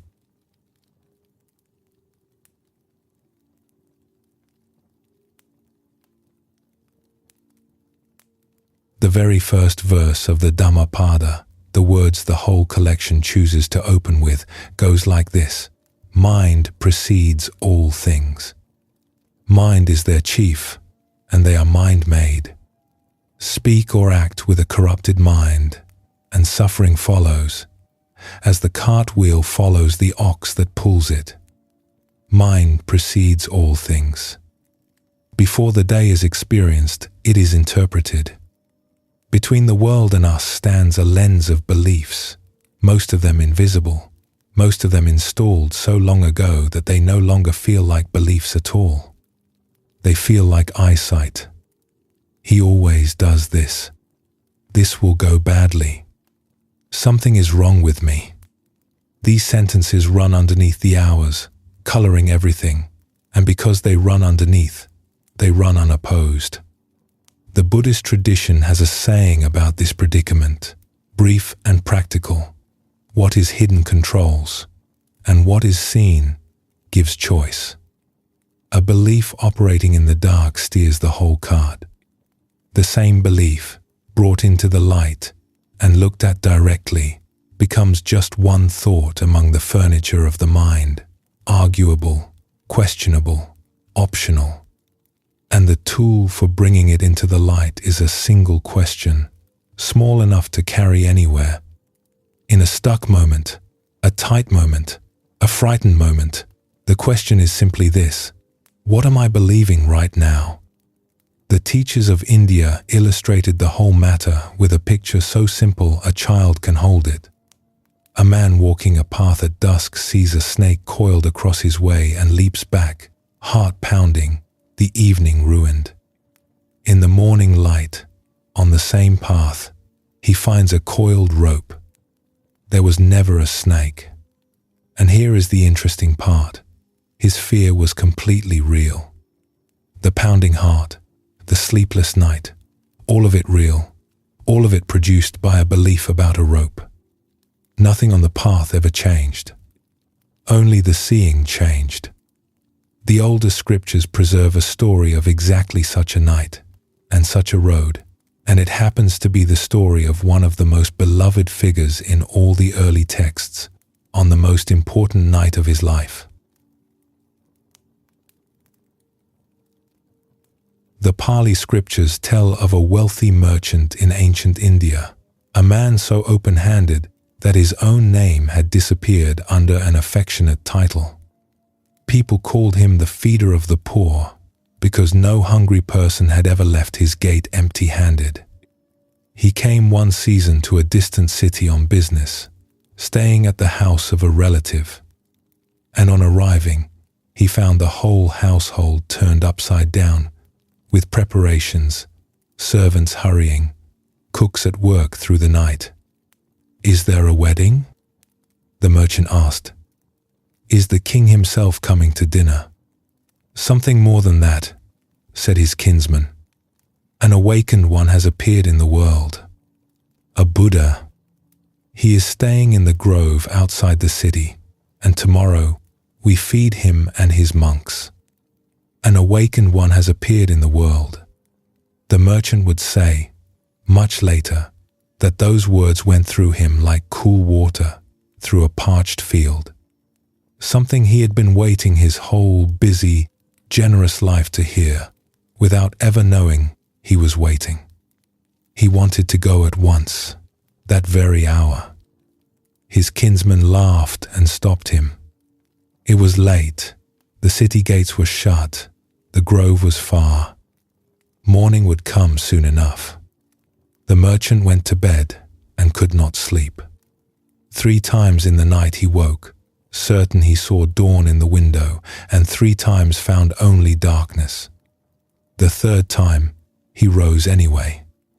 He dressed and went out, and the night was so heavy with his longing that the way opened for him, and he passed through the sleeping city and out beyond its walls, onto the road that led toward the grove. And there, beyond the last torchlight, out in the open country, in the dead of night, his courage failed. The darkness pressed in on every side. The city behind him was silent, the grove ahead, invisible. Every story he had ever heard about night roads rose up at once and crowded around him. Robbers, wild beasts, spirits. His skin prickled, his breath went shallow, and the darkness itself seemed to thicken with each fearful thought, as if his dread were pouring out of him and dyeing the night a deeper black. His feet stopped. Every belief in him said the same word: back. Turn back. Wait for daylight like a sensible man. And then, out of the darkness, a voice, kindly and calm, and seeming to come from no direction and every direction at once. Walk on, it said. Going forward is better for you than turning back. The merchant stood amazed, and he found, as his heart lifted at the words, that the road ahead had grown lighter, as though the moon had come out, though there was no moon. He walked on. The fear rose again after a while, because fear always gets more than one turn, and again the darkness seemed to close like water over his head, and again he stopped. And again the voice, patient as before, walk on. Going forward is better for you than turning back.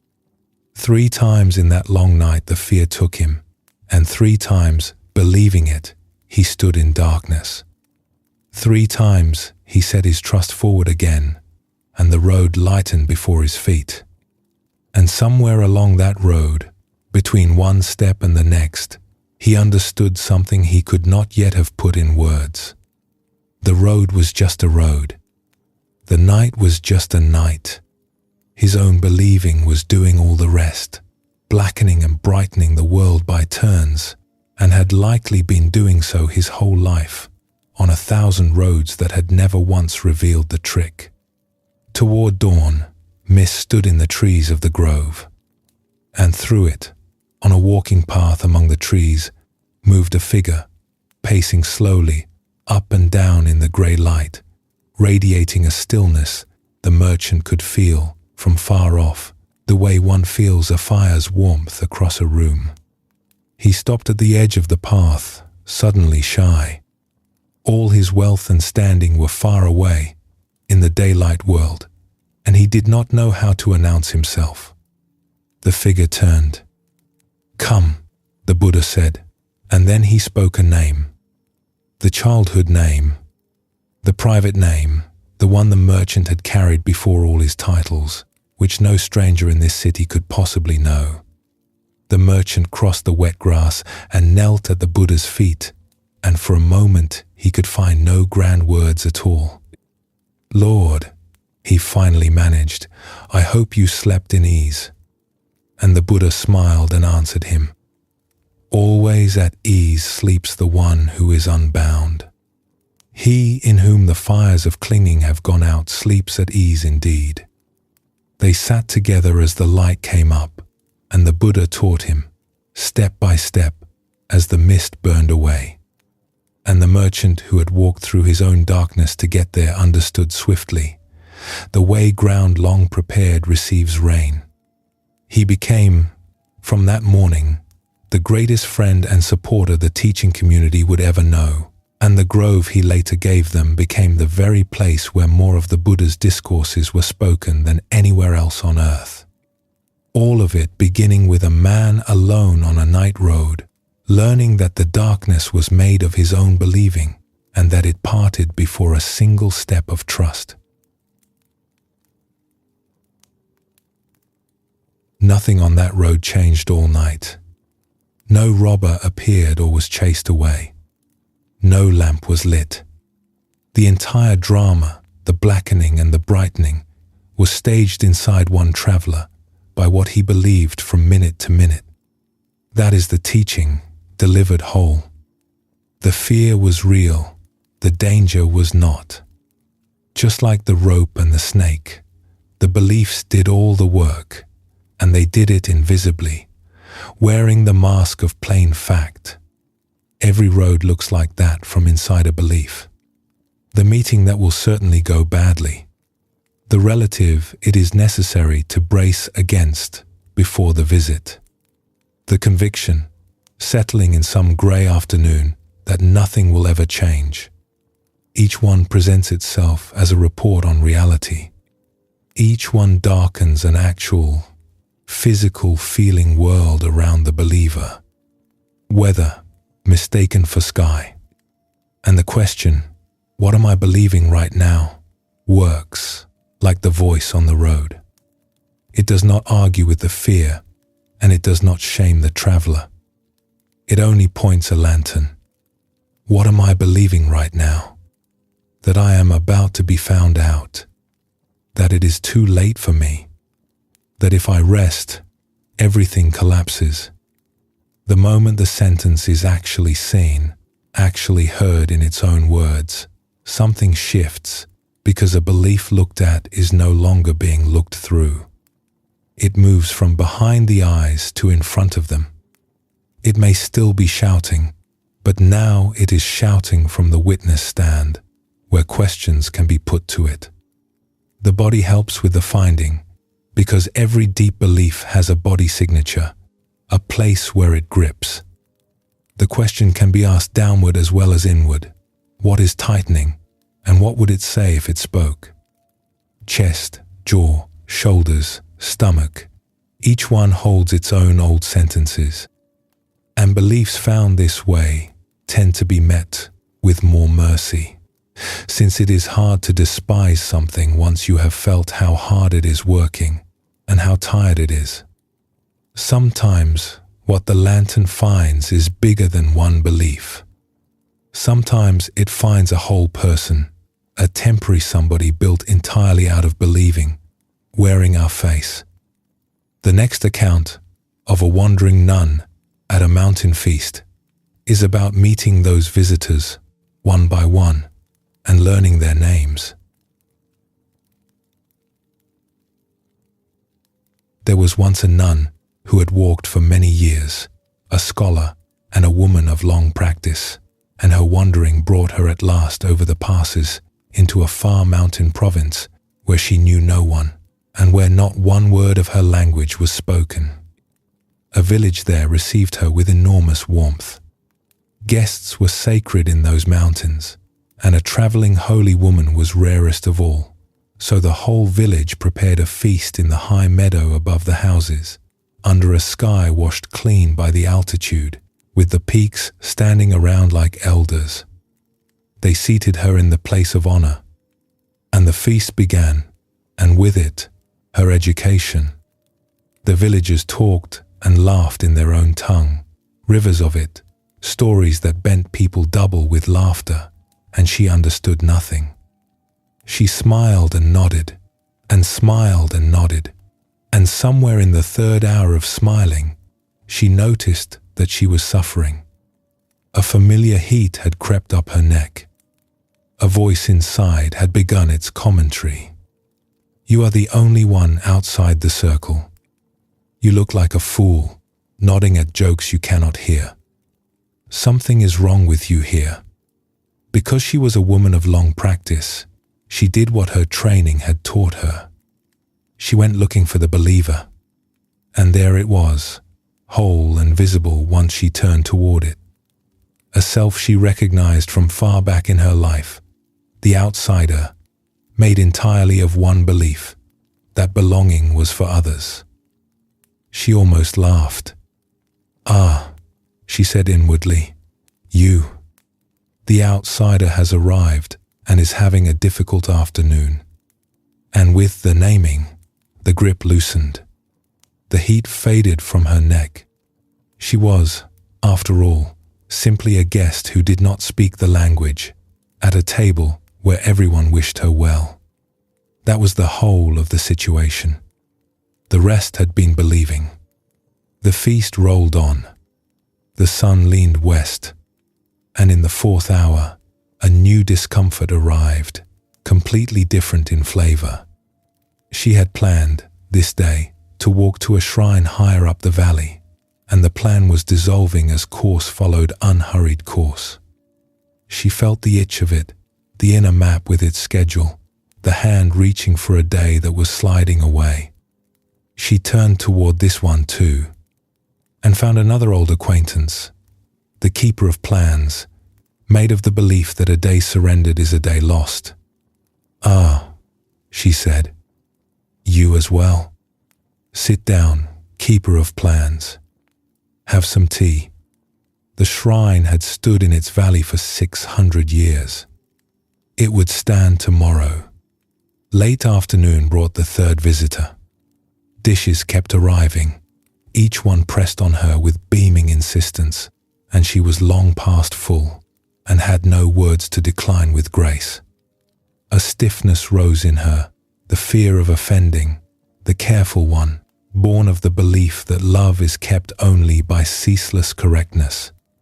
She saw this visitor too, and named her, and felt something soften into simple gratitude.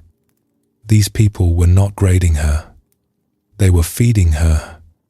There is a difference, and only the believing had hidden it. Evening came down the mountain slowly, turning the peaks rose and then ash. The villagers sang. The nun sat wrapped in a borrowed blanket, warm, at ease, needing nothing. 3 selves had arrived that day, each one solid as a person, each one built of a single old belief, and each one had thinned to nothing under a friendly look and a name. What remained, as the first stars came out, was just a guest among kind strangers under an enormous sky. She thought none of the visitors were wrong, exactly. They were only small, and none of them, it turned out, were her. "Ah, you." 2 words, and a self that felt like solid fact became a guest who could be offered tea. The nun's afternoon shows the question working at its full depth. What am I believing right now reaches past stray thoughts to the believer itself, the temporary somebody the belief has assembled. The outsider, the keeper of plans, the careful one. Everyone hosts their own caste, and the caste members feel, while present, like the plain truth of who we are. Naming them does something almost magical, and the magic is very old. What has a name is no longer the whole sky. It becomes weather again, a visitor again, one guest at a long table rather than the owner of the house. Kindness matters in the naming, as it mattered on the night road, where the voice never once scolded the frightened traveler. The nun said, "Ah, you," in the tone kept for old friends, and the selves relaxed and thinned. Said with contempt, the very same words would only have started one more war, with one more self, the judge, arriving to run it. In an ordinary week, the question needs no ceremony. It waits well, and it works late. A belief can be seen at midnight that did its steering at noon, and the seeing still counts. Perhaps some small stuck moment will come, a tightening over something minor, the kind every week supplies. And perhaps, in it or after it, the question might get asked once, softly, with the lantern held low. What am I believing right now? Whatever answers, however humble, can simply be looked at for a moment and maybe offered the nun's 2 words. Ah, you. That is the entire exploration. The road does the brightening on its own.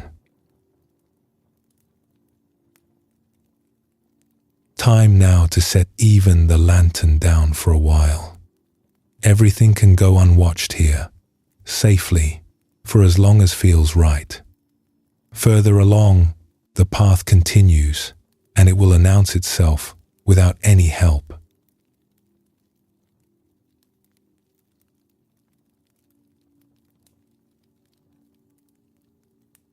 There is a line attributed to the Chan master Linji, founder of the Rinzai school, that students have been wrestling with for over 1,000 years. If you meet the Buddha on the road, kill him. The words are violent on their surface, and their meaning is the opposite of violence. What Linji was killing was the idol, the fixed image of perfection held up as a target, because a person aiming at an idol has turned the path itself into one more act of grasping. Enlightenment, pursued as a prize, becomes the last and finest cage. This is where many earnest seekers get tangled, and the tangle touches a fear that comes up in nearly everyone who takes the teaching seriously. The fear says, this path is asking me to erase myself, to become a blank, to lose everything that makes me recognizable, the humor, the stubbornness, the particular way of moving through the world, and arrive at some purified nothing. And because the fear is strong, it produces one of 2 results.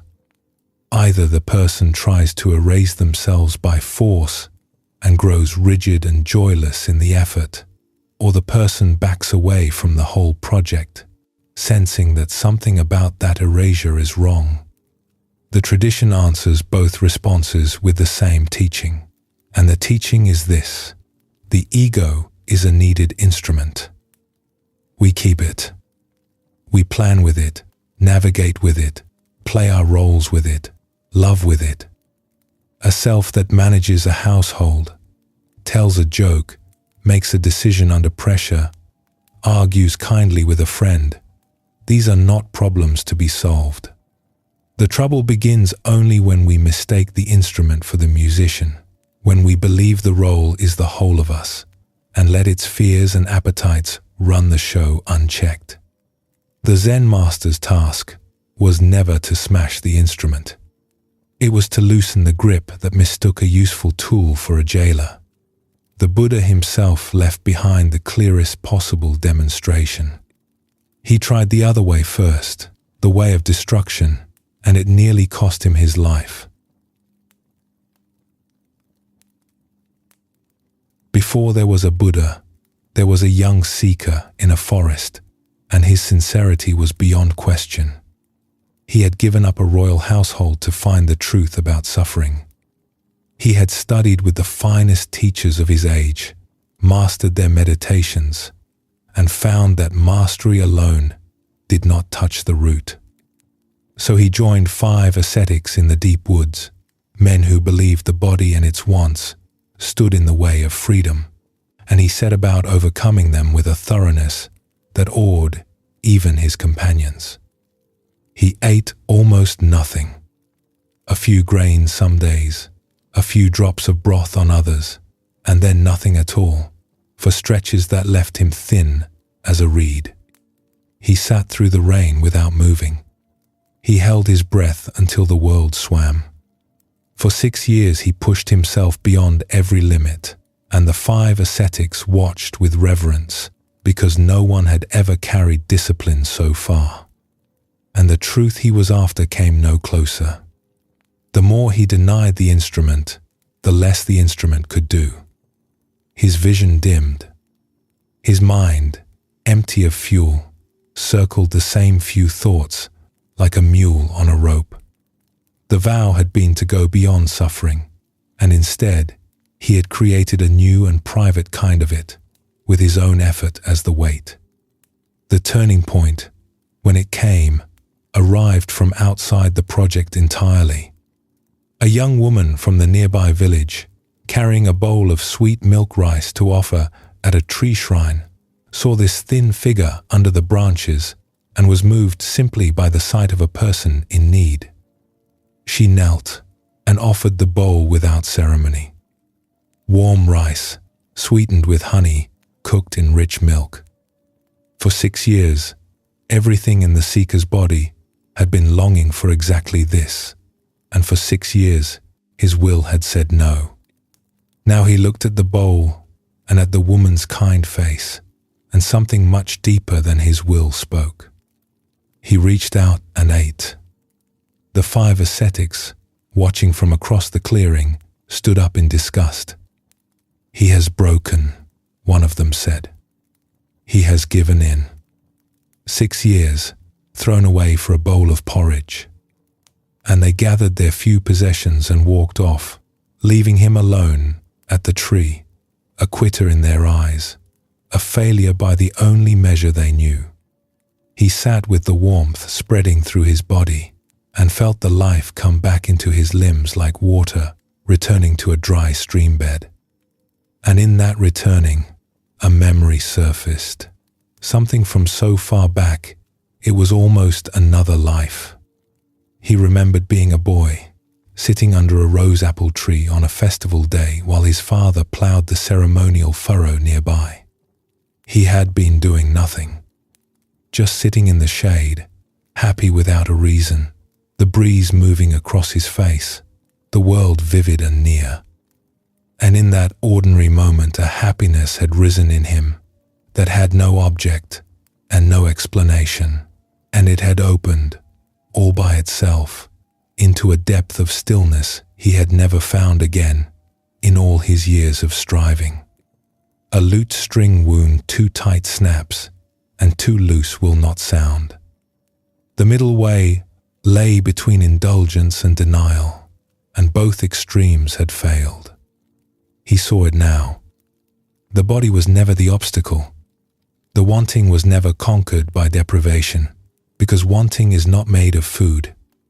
What he had been struggling against was his own instrument, and the instrument, exhausted and hungry, could not carry him where he needed to go. The village woman's kindness had done what 6 years of severity had not. It had reminded him that the path runs through the living, breathing, fed body, or it does not run at all. That evening, rested and nourished, alone under the broad tree, with the village sounds in the distance, he sat down to meditate. And this time no pressure was applied. This time the sitter and the sitting and the evening air were one. What opened that night, under those stars, would reshape the world. And it opened in a body that had been honored, not broken. The 5 ascetics called it weakness. The tradition calls it wisdom. Between those two judgments runs the entire difference between forcing the ego into submission and holding it inside something larger. The seeker did not stop wanting by depriving the body any more than the king from the earlier story stopped wanting by ruling heaven. The instrument is not the source of the trouble. A well-fed carpenter can still grip his tools. A well-rested mind can still obsess. The issue was never the body's appetites. It was the identification that said, "I am those appetites and nothing more," or its mirror, "I must destroy those appetites to be free." Both of those are the ego talking about the ego, and neither leads anywhere. What happened under the tree, after the meal, was a shift of the kind Nisargadatta described. The somebody was still there. The body still breathed. The mind still moved. The personality still bore the same qualities it had always borne. The difference was that the somebody no longer sat in the center of the universe. The center had expanded to include everything, the stars and the breeze and the distant village fires, and the somebody turned out to be a single thread in a much larger weaving. A thread that was needed, and that could finally relax, because it was no longer pretending to be the whole cloth. And the village woman deserves her own recognition here. She did not come with a teaching. She came with a bowl of food. She saw need and she answered it, with no philosophy attached. The tradition remembers her by name, Sujata, and honors her as one of the turning points of the whole story, because her small practical kindness did what no austerity could. It interrupted a war. Some of the deepest openings in a life arrive this way, carried by people who have no idea what they are carrying. A friend's hand on a shoulder, a stranger's patience at a counter. These moments are often the exact shape the revelation takes when it shows up in ordinary clothing. This is what it means to keep the ego and lose the cage. The cage was never made of personality. It was made of the belief that personality is all there is. Remove the belief, and the personality goes on doing its work. Only now, it does its work the way a window lets light through.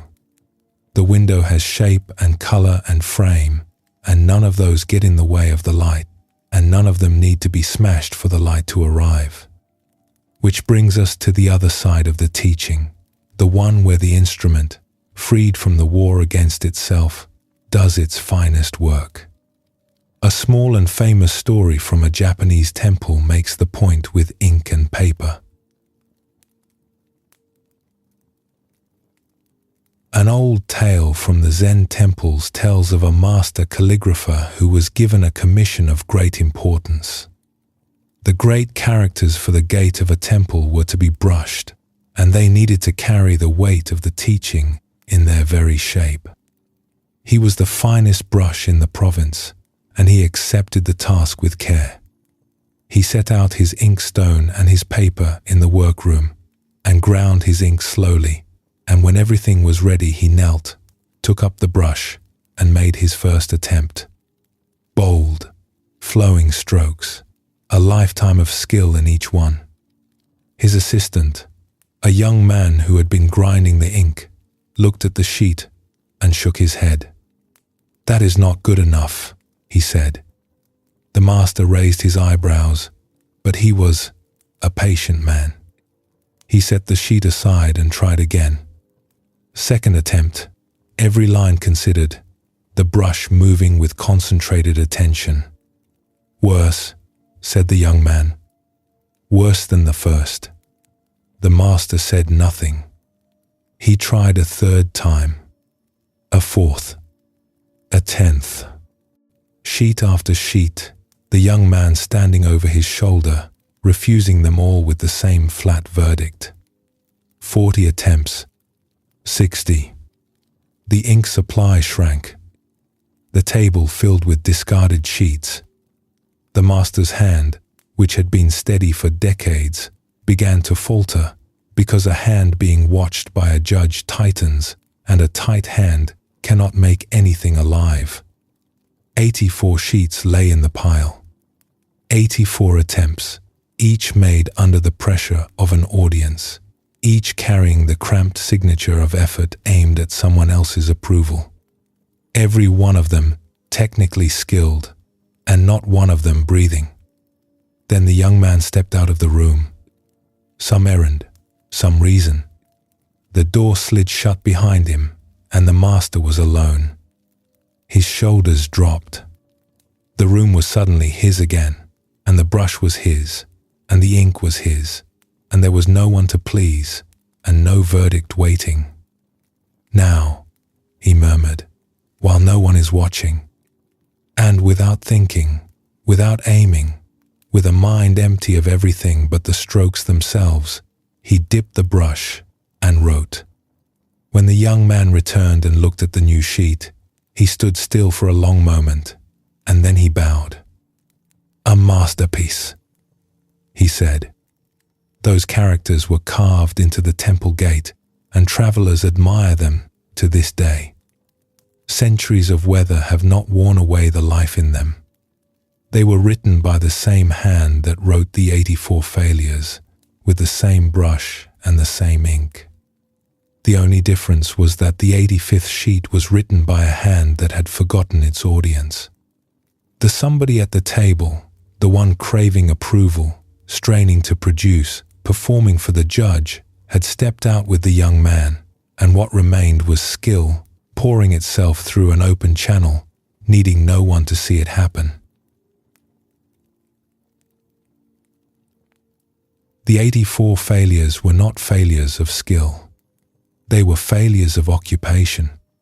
A somebody had occupied the calligrapher's hand, a somebody made of wanting approval and fearing rejection, and that somebody, tight as a fist, could not let the brush move freely. Skill, in other words, was always present. The cage was the only problem. This translates directly into every kitchen and office and conversation on earth. Every person alive has had the experience of doing something well when no one was watching and freezing the moment an audience appeared.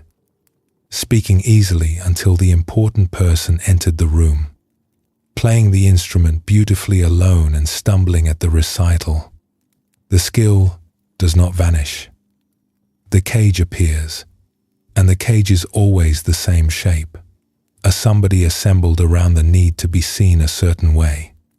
The teaching does not say, destroy the need. It says, see it for what it is. The calligrapher did not need therapy or a decade of retreat. He needed one empty room. And the empty room was not a place. It was a quality of attention. The moment the judge left, the somebody dissolved, because the somebody had been made entirely of the judging. What remained was a human being with 40 years of training in his wrist and nothing standing between the training and the paper. Living this way is an art, and like all art, it improves with practice. The practice is simply to catch the moment when a roll thickens into a cage, the parenting roll tightening into the anxious parent, the professional roll stiffening into the one who cannot afford to be wrong, the spiritual roll calcifying into the person who should be past all this by now. In each case, the roll itself is fine. Parenting, working, practicing, these are the strokes the brush was made for.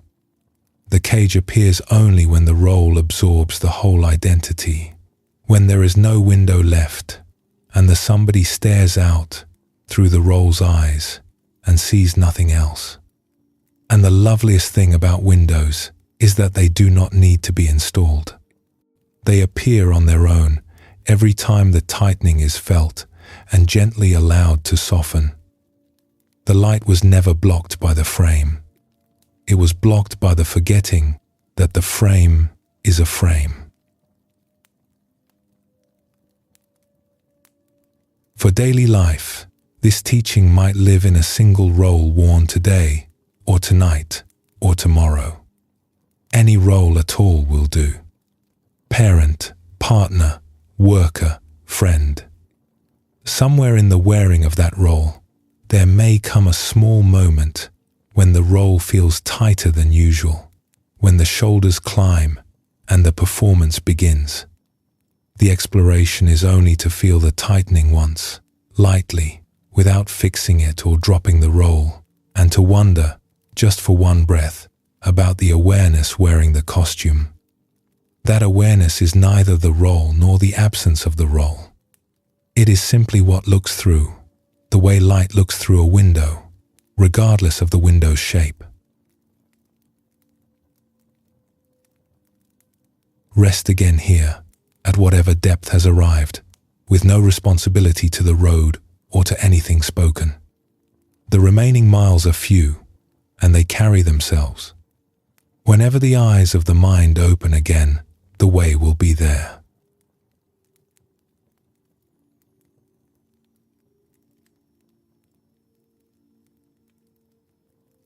The Zen teacher Shunryu Suzuki, who brought the Soto tradition to America and taught for decades in San Francisco, once said, "To give your sheep or cow a large, spacious meadow is the way to control your sheep or cow. Give it room and it settles. Confine it and it fights." The same principle, taken inward, is the teaching of surrender. And surrender, the tradition insists, is the opposite of giving up. Giving up is a collapse. Surrender is an opening, deliberate, repeated, made from a place deeper than the one that grips. When the mind's grip has been running for years, sometimes decades, when the identity in question is one we have built our whole sense of usefulness around, the three movements spoken of earlier, recognize, soften, release, still hold true. They simply need more time and a larger container to release into. Some identities are too strong to let go in a breath. They can still be handed over, breath by breath, into something vaster. The difficulty lives in the handing. The ego cannot fire the ego. A frightened controller cannot stop controlling by adding one more item to the control list. And if the ego turns surrender into a project, the project is still the ego running the show, wearing a new costume. So surrender has to come from somewhere other than the manager's desk. The tradition offers many names for that somewhere. The ground of being, the mother of all things, a presence large enough to hold the self the way the sky holds weather. The name matters less than the act of opening the hands and saying, "Here, you carry this, because I cannot." A story from the world of exhausted love makes the act visible. In a river town in the old country, there lived a weaver, a woman who kept a clean house and a steady loom, and was known in the neighborhood for the strength of her hands and the dependability of her word. She had raised her daughter alone, and the raising had been her whole life. The girl had a brightness in her that drew people, and a restlessness that outran every boundary, and when she grew into a young woman, the restlessness turned into something darker. Some trouble of the spirit took hold of her, a wandering, self-harming confusion that the weaver could see from the doorway but could not name or cure. The daughter drifted away from the town and came back and drifted again, and each time she came back, she was thinner and further from herself, and each time the mother opened the door and took her in and tried once more. This went on for years. The weaver's whole identity hardened around the rescue. She knew, somewhere under the knowing, that the hardening was part of the trap. She could feel it in her hands, which had grown tight and permanent around the problem, and in her sleep, which had become shallow and watchful, and in the way the rest of life had slowly disappeared into one long emergency. She had become the rescuing mother, and the rescuing mother had a single move: pull the daughter close, find the next help, arrange, pay, hold, absorb, and none of it worked, and she could not stop. A friend, an older nun who lived by the river, listened to the weaver one evening and said a strange thing. "You are carrying her with both arms. Your strength is extraordinary, and it is exactly the problem. Your arms are full and hers are empty, and she will never use her own until yours are not there. If I let go, she will fall," the weaver said, and her voice was flat with certainty. "She has been falling for years," the nun said gently. "What she has not been doing is landing. Because every time the ground comes near, your arms are there." The nun did not tell her to abandon her daughter. She told her something harder. She taught her a practice with no skill in it. Each evening, at the river, The weaver was to sit with her palms open and say, inwardly, to whatever felt larger than herself, Mother of all things, I cannot carry her, you carry her. Just that. As many times as she could stand to say it. And then go home. The weaver tried it, and for weeks it felt like talking to the water. The words lay in her mouth like dry seeds. She did not believe them. She did not feel any presence receiving them. But the nun had warned her it would feel like this, and so she continued, evening after evening, palms open, the words forming in a mouth that expected nothing. Then one evening, without warning, the words cut through. She was sitting at the river as usual, and she said, Mother of all things, I cannot carry her. And on the word carry, something in her chest split open the way ice splits on a spring pond, and grief poured through. It poured and poured, a sorrow that went all the way down, past the fixing and the planning and the 7 years of emergency, down to the place where she was simply a mother whose child was in pain and she could not make it stop. She sat by the river and wept until her hands shook, and the weeping was nothing like the tight, frightened weeping of the emergency years. This weeping was honest. It did not have an argument in it. It did not need anything to change. It was the sound of a woman finally feeling what she had been too busy rescuing to feel. And on the far side of that grief, something new was in her hands. Or rather, something old was gone from them. The grip had loosened. She could feel, for the first time in years, the difference between love and holding. Love wanted her daughter well. Holding wanted her daughter close, where the fear could monitor her. And the difference between the two was the difference between an open door and a locked one. In the weeks that followed, the weaver did something the whole neighborhood had thought impossible. She set a boundary. The door of her house remained open, but the terms changed. Help was offered, but the daughter would need to walk through the door on her own feet and stay on her own terms, and the weaver would no longer chase. It was the hardest thing she had ever done, harder by a distance than the years of rescue, because it asked her to sit with her open hands and her bottomless love and do nothing except trust. The daughter, meeting at last something she could not collapse into, went away again. And then, after a time, came back a different way. Slowly, painfully, under her own power. The telling does not end with trumpets. These things are long, and the repair was long. But the direction had changed, and they both knew it. And years later, on a warm evening, neighbors passing the weaver's door could see the two of them sitting together in the light, shelling beans, talking about small things. An ordinary scene earned over an extraordinary road. The surrender was never a single event. It was an evening practice of open hands, repeated against every grain of habit, until the hands finally opened from the inside. And what poured through was not peace at first. It was grief. The tradition knows this and does not try to skip it. Grief is what lives under the grip, and the grip formed precisely to keep the grief out. And when the grip loosens, the grief is the first thing through the door. But grief fully met, the kind that does not argue and does not need anything to be different, has a quality the tradition trusts completely.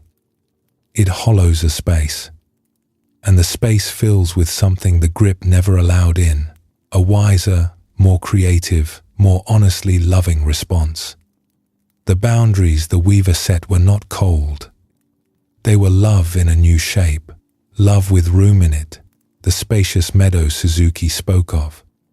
And the daughter, given room, found in herself a ground the mother's arms had always been standing on. The question of what to surrender into is a personal one, and the tradition does not police it. For some it is the Buddha nature, vast and empty and luminous. For others it is simply life, or the ground of being, or a presence they feel but cannot name. For the weaver it was the mother of all things, and those words opened the door. The act is what matters, offering the clenched thing, the identity, the project, the fear, into something larger than the one who grips. The ego cannot dismantle the ego, but the ego can bow, and in the bowing, a grace arrives that the ego never planned. The weaver's story makes the difference visible. After surrendering, she did not become passive. She became, for the first time in 7 years, capable of action that was not driven by panic. Her boundaries were a form of love more demanding than any rescue had ever been. The frightened somebody was no longer running the operation, and what arrived in its place was a steadier, braver, more honestly loving woman, doing the difficult thing with open hands rather than clenched ones. This is perhaps the most surprising thing about surrender. Most people expect it to produce less action, fewer decisions, a kind of holy standing still. What actually happens, in story after story and life after life, is the reverse. The action that comes through the open hands is sharper, braver, and more creative than anything the gripping self ever managed, because the gripping self could only repeat its one move, while the open self can respond to what is actually here. The weaver, gripping, had one move: rescue. The weaver, surrendered, could finally see her daughter clearly and love her in a shape the daughter could actually use. Another story, from the oldest layers of the tradition, shows what it looks like when grief itself is the surrender, carried door to door through a whole city until it opens into belonging. Among the early accounts of the Buddha's teaching, there is a story so well loved it has traveled into every Buddhist culture on earth. A young mother in an ancient city lost her small son. He had been running and laughing one morning, and by afternoon he was still. The blow was too great for her mind to hold. She could not accept it. She wrapped the boy's body in her arms and walked the streets, asking everyone she met, "Please, do you have medicine? My child is sleeping, and I cannot wake him." The neighbors lowered their eyes and did not know what to say. Some turned away. One or two tried to reason with her, but reason could not touch the place where she had gone. At last, an elder in the city, moved by her suffering, said to her gently, "I do not have the medicine, but there is a teacher staying in the grove at the edge of the city. He is said to be able to help with things beyond our understanding. Go to him." She went. She knelt at the Buddha's feet with the boy in her arms and begged for help, and the Buddha looked at her with a steadiness that held no horror and no hurry. "I can help you," he said, "but I will need one thing first. Bring me a mustard seed, just a single seed, from any household in this city where no one has ever lost someone they love." A mustard seed was the cheapest thing in any kitchen. She rose to her feet with hope blazing in her eyes and went at once. The first house gave her a seed gladly. But when she asked, "Has no one in this house been taken by loss?" the woman at the door grew still. "My husband's father," she said softly. "Last winter." The young mother set the seed back in the woman's hand and went to the next house. Seeds were offered everywhere, and at every door, gently, the same answer: "My sister, our eldest, a child, years ago, before you were born." At each door a name was spoken, and a face looked back at hers with the same sorrow she carried in her own arms. By evening, she had walked every street. She sat down at the roadside and watched the city's lamps come on, one by one, in windows she had visited. Each window held a family. Each family held a name. The lamps flickered in the dusk, some steadily, some trembling in the wind, and as she watched them, one by one they went out, and the darkness filled in behind them, and something she had been holding, something tighter and harder than the boy's body, began to loosen in her chest. She was not the only one. She had never been the only one. She rose and walked through the dark streets to the edge of the city, and with her own hands she laid her son to rest in the forest. And she returned to the grove and knelt again at the Buddha's feet, and this time she asked for no medicine. She asked only to understand. The Buddha's task had never been the seed. The seed was the lantern. Door by door it had lit up the truth that her suffering, vast as it was, belonged to every house, to every life, and in that belonging there was something the locked room of private grief could never hold. Community. Kinship. The sorrow that is shared does not shrink, but the one who shares it is no longer alone inside it, and that changes everything. The Buddha never argued with her. He never said the loss was bearable, or explainable, or for the best. He sent her walking, and the walking did the teaching, and the teaching was not a thought but a slow, door-by-door sensation of arriving inside the human family. Every story told at every threshold was a hand extended, even though the tellers did not know they were extending it. And the mother's grief, met by that much companionship, opened from a locked room into the largest room there is.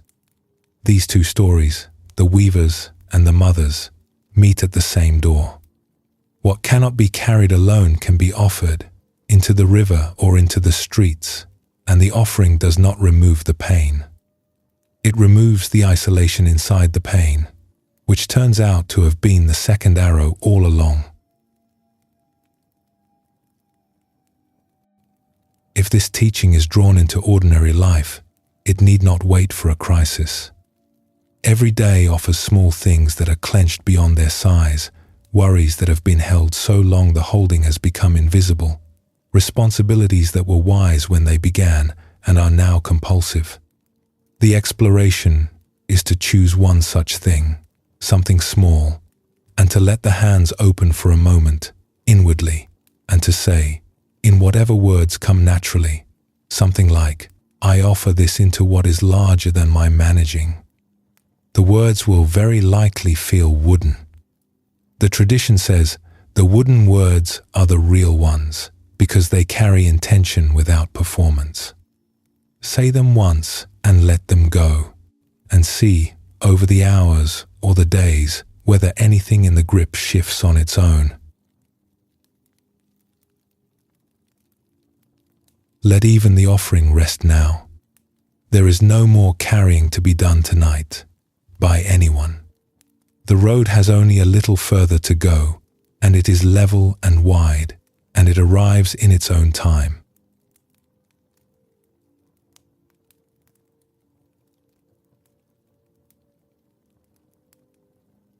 The master Shitu Shiqian, who lived in China in the 8th century, composed a poem that Zen students still chant today. One line from it lands here. In the light, there is darkness, but do not take it as darkness. In the dark, there is light, but do not see it as light. He is pointing at a way of being that refuses to land, that keeps the mind from fixing on any map and calling the map home. Every map is a memory. The territory is alive. Most of the time we move through our days on an inner map. There is a place on it labeled here, and another labeled where I am going, and between them runs a line called my plan. The map is useful. The map gets things done. And the map, when we forget it is a map, becomes a wall between us and the country we are actually standing in. So much of what we call stress is the friction between the territory and the line. The meeting was supposed to go this way. The evening was supposed to feel like that. The person was supposed to be who the map said they were. When reality and the drawing disagree, the drawing almost always wins, and the territory, shining and detailed and full of information, goes unseen. The tradition calls the alternative groundlessness, and the word is frightening until it is experienced, at which point it turns out to be the safest place there is. Groundless means no fixed story underfoot, no scheduled destination running in the background. Only this breath, this sound, this weight, this color, arriving fresh. The self, which needs a story the way a fire needs fuel, has nowhere to stand when the story pauses, and its absence is not emptiness. It is room. It is the meadow. An ancient Chinese story about a fisherman and a stream of blossoming trees has been telling people about this for 16 centuries, and it has never lost its power. In the time of the Jin dynasty, a fisherman in a river province made his living on the water, as his father had, and his father's father. The stream he fished was ordinary, its banks lined with willows and sedge, and he had traveled it so many times that every bend and shallow was a sentence in a book he could recite from memory.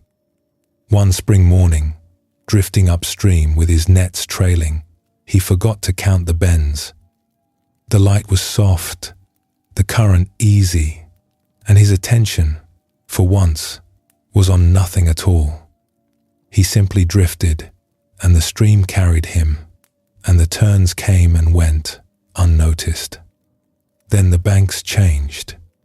Peach trees had appeared on both sides of the water, a tunnel of blossom stretching as far as he could see, pink and white petals falling steadily into the current and floating past his boat like a slow, fragrant snow. There were no other trees among them, no brush, no deadfall, only the clean trunks and the flowering branches and a carpet of bright grass underneath. He had never seen this grove before. He had never heard of it. The beauty of it was so absolute and so sudden that his hands stopped rowing, and he sat in the drifting boat with his mouth open, like a man who has walked through a door in his own house and found a room he never knew was there. He let the current carry him on, deeper into the blossoms, until the stream narrowed to a spring at the base of a hill. In the hillside, half hidden by vines, there was an opening, just wide enough for a man to squeeze through. Light came from the other side. He left his boat and went in. The passage was narrow and dark for the first few steps, and then it widened, and he came out into open air and stopped. A valley lay before him, broad and green, ringed by mountains that caught the light. Neat fields of grain and mulberry ran between well-kept houses. Paths connected the houses, bordered by flowers. Ponds held bright fish. Children ran between the gardens. Old people sat under trees. The smoke of cooking fires rose straight in the windless air, and somewhere a rooster crowed, and the sound carried across the valley, the way sounds carry in places where no one is in a hurry. The villagers saw him and came toward him, astonished but not afraid, and they asked where he had come from. He told them. They led him to a table, and then to another, and then to a dozen more, because every household wanted to feed him and hear the news. And he found himself sitting in lamplight, eating roasted grain and drinking homemade wine, and answering questions about an outside world these people had left behind generations ago. They had come here, the elders explained, long ago, fleeing troubled times, and had never gone back, and had never been found, and time, in this valley, had simply continued without the troubles. He stayed for days. The meals kept coming. The children showed him their games. Nobody asked him for anything. Nobody measured him. Nobody was going anywhere, because there was nowhere else these people wished to be. And that quality, more than the peach blossoms or the green mountains, was what made the valley feel like a place outside of time. When at last he said he must go, the villagers walked him back to the narrow passage, and one of the elders said, kindly, "We ask one thing. Please do not speak of us to anyone." He promised, and he squeezed through the passage and found his boat and floated back downstream. But as he went, the part of his mind that made maps was already at work. He cut marks in the trees along the banks. He memorized the bends. He counted his paddle strokes. By the time he reached his home village, he had a record detailed enough to bring anyone back. And of course he told. He went straight to the governor and described the hidden valley, the peach grove, the passage in the hill. The governor, excited, sent men to follow the marks. They found every notch in every tree. They followed the bends exactly. And the stream led them to a stretch of ordinary bank with willows and sedge and no peach blossoms at all. They searched until they were tired and turned back. Later, a scholar of great reputation heard the tale and set out himself, determined to find the valley. He fell ill on the road and died before arriving. And after that, the old account says, no one looked for the passage again. The fisherman found the valley while drifting. He lost it while navigating. That is the whole teaching, compressed into a journey of a few hours. When he forgot to count the bends, the stream was free to take him where maps could not go. When he cut his notches and drew his plans, he was standing in front of the territory, holding up a drawing and asking the territory to match. It refused. It will always refuse. The peach blossoms belong to the country beyond the map, and the only passport is the same forgetting that brought the fisherman there in the first place. This is what the tradition means by groundlessness, and it turns out to be the furthest thing from chaos. The valley the fisherman found was not wild. It was orderly, warm, well-tended, full of good food and kind neighbors. Groundless does not mean unmade. It means unscripted. The self that depends on the schedule, the narrative, the plan, the constant knowledge of where it is and what comes next. That self cannot enter because the passage is too narrow for luggage. Set the luggage down and the passage opens, and the country on the other side has been there all along, behind the wall of the house, behind the running commentary, patient as peach trees. In daily life, small versions of the peach grove appear constantly. A walk that was supposed to take 10 minutes stretches into a half hour because the light was good and the mind quieted and the usual landmarks went unnoticed. An evening that had nothing on the calendar opens into an hour of presence that no plan would have produced. The tradition says these gaps are not accidents. They are glimpses of what the mind would see all the time if it ever set down its drawing. And notice what the fisherman found in the valley, because the details matter. He did not find ecstasy. He did not find fireworks or celestial music. He found roasted grain and homemade wine and children playing and old people sitting under trees. The extraordinary was made entirely of ordinary things, experienced without a screen between them and the one experiencing. That is the secret the story has kept for 16 centuries. The peach blossoms are not the point. The point is the quality of attention on the far side of the narrow passage, where a rooster's crow carries across a whole valley because nobody is thinking about what comes next. The village's paradise was built out of presents and turnips. The grandeur was in the seeing, not in what was seen. This carries an implication so plain it is easy to miss. If the extraordinary is the ordinary met fully, then the narrow passage into it is not somewhere far away. It is the gap between one thought ending and the next beginning. It is the half second after the phone is set down and before the next task is picked up.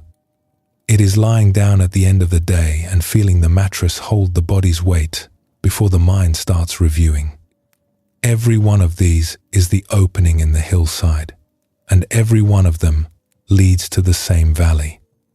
A poet in old Japan spent a lifetime studying these gaps and left behind a single night that says everything the Fisherman's Valley says, in fewer words and more moonlight. Matsuo Basho, the wandering poet of 17th century Japan, is remembered for verses that hold whole landscapes in a breath. But the poems grew out of a life practiced as the poems were written, one step at a time, with no fixed home and no plan that outlasted a season. One autumn, at his small hut beside a river, he invited a handful of friends for a night of moon viewing.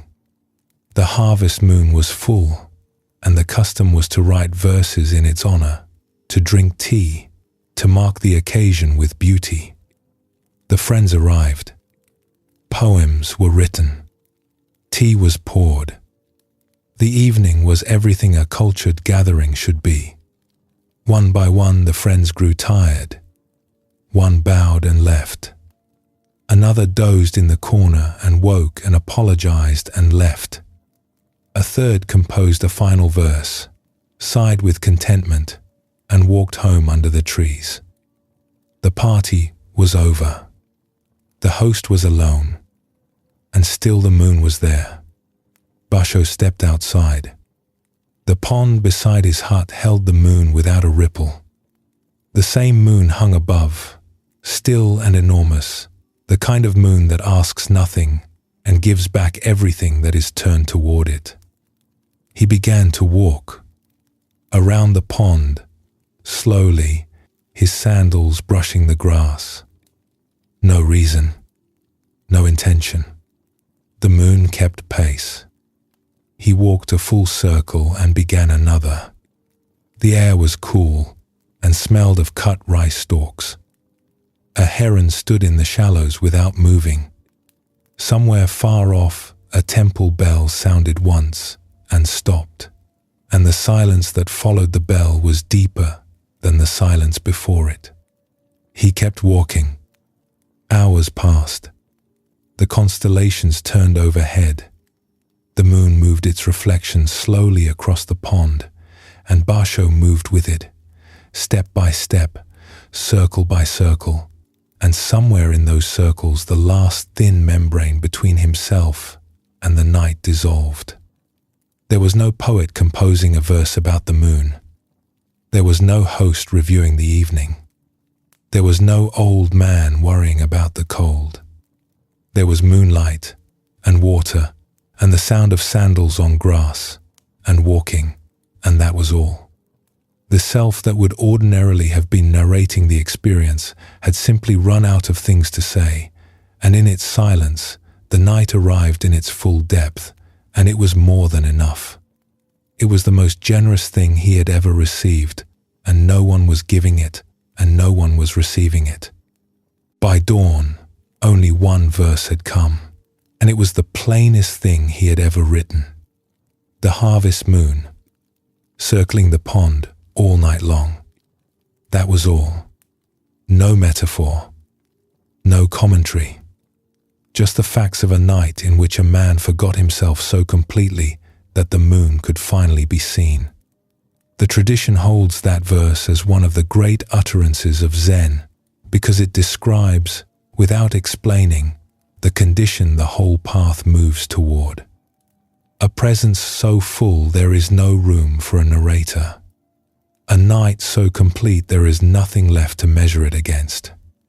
The self, which had been circling its own concerns for decades, circled the pond instead, and the pond did not care who was walking, and the moon did not care who was looking, and in that mutual uncaring there was the deepest intimacy Basho had ever known. The fishermen drifted. The poet circled. Both forgot where they were. Both, in forgetting, arrived. This is the center of now that the teachings keep pointing toward. It is always one step away, because maps only cover the past and the future, and the center of now has no room for either. Every sound arriving right now is arriving for the first time. Every breath is a breath that has never been drawn before. The self that says, I know this place, I have been here, this is what comes next, is always talking about somewhere else, and the center of now is always somewhere else's opposite, unmarked, unvisited, vibrating with an aliveness that narrative cannot touch. And it is here, available, at the most ordinary moments. Washing a dish, walking from one room to the next, lying down at the end of the day. These are the peach groves hiding in plain sight, the ponds waiting for someone to walk around them with an empty mind. The tradition does not ask for heroic stillness. It asks for the same forgetting the fishermen stumbled into on a spring morning, one small amnesia of the schedule, and the blossoms are there. If this teaching wants to live in the body tonight, it might live in the simplest thing there is. In the sounds arriving now, whatever they are. The hum of a machine, the settling of a house, a distant voice, a breath. For a few seconds, let one sound be heard without naming it. Let it just be a sound, without a story about where it came from, or what it means, arriving and passing and arriving again. In that hearing, the listener is present and the world is present, and no map stands between them. That is the peach grove. That is the pond under the harvest moon. It has been this close, this ordinary, and this available the whole time. Almost everything that needed saying has been said. Let the mind go wherever it wants now, softly, without a leash. One more stretch of road remains, brief and open, and it will find its way here when the time is right.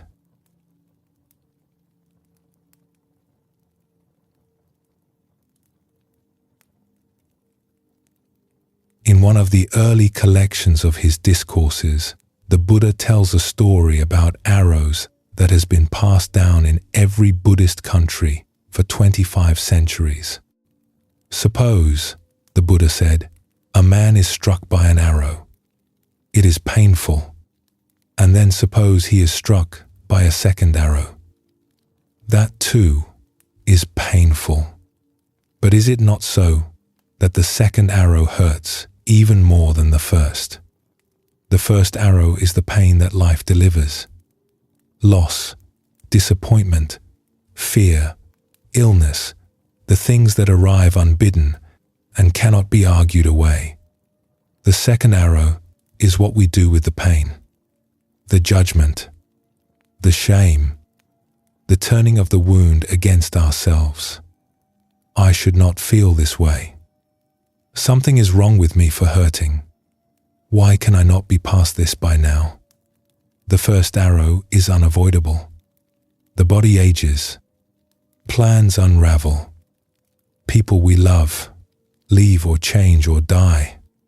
There is no life large enough to dodge all of it, and the tradition does not pretend there is.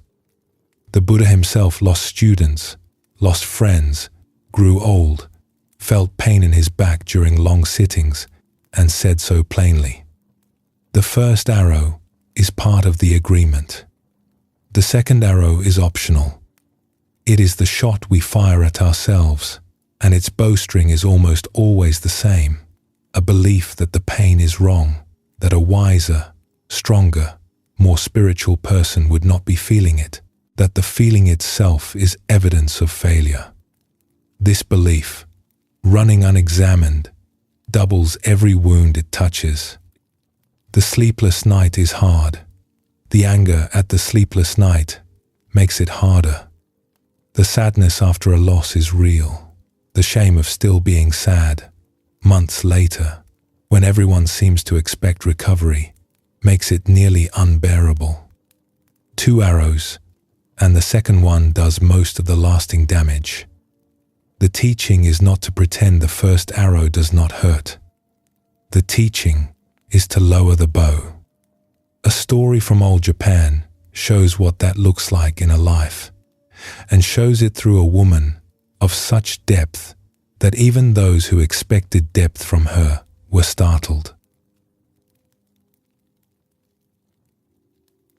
In the time of the master Hakuin, who lived and taught in the mountains of Japan in the 18th century, there was an old laywoman in his community named Satsujo.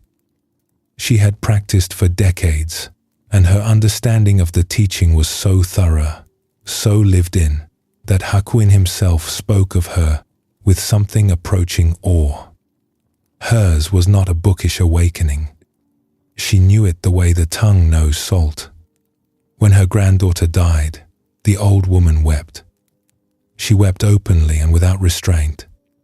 She wept at the funeral, and she wept at home, and she wept on the path to the grave, where she brought flowers day after day. The grief poured from her like rain from a full cloud, unhidden, unhurried, refusing no one who came to sit with it, but also refusing to perform composure for anyone's comfort. A fellow student, a man of sincere practice, visited her. He sat with her for a time, and then, choosing his words carefully, he said what someone in his position felt the truth required. "You are a woman of deep realization," he said. Hakuin himself has said so. How is it, then, that you weep like this? The teachings say, all is impermanent, all is passing. Surely you, of all people, should know that grief is an attachment, and attachment is the root of suffering. Where is your equanimity? Satsujo looked at him. She had been wiping her eyes with the back of her hand, and she kept wiping them as she answered. "My tears," she said, "do more for my granddaughter than all the chanting in this province." The man opened his mouth and closed it again. "You think I do not know impermanence," she said, and her voice was kind, as if she were explaining rain to someone who had only read about weather. "I know it in my bones.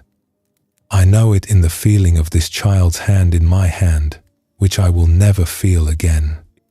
That is where I know it.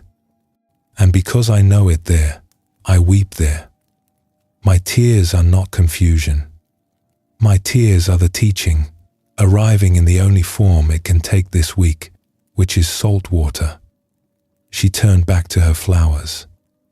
The man left, and the story tells that he walked home very slowly, and that something he had been carrying for years, something stiff and defended and made of doctrinal pride, had begun to soften in his chest by the time he reached his own gate. In the weeks that followed, those who visited Satsujo saw the grief move through her the way weather moves through an open valley. It came in hard, and it came in honestly, and it was met by a heart that added nothing to it and fought nothing in it. No second arrow, no verdict that grief was wrong, no project of getting past it. And because nothing held the grief in place, nothing tightened around it, nothing fed it with resistance, the grief did what all weather does when it is given room. It passed. in its own time, fully, the way a storm passes a mountain that does not try to push it away.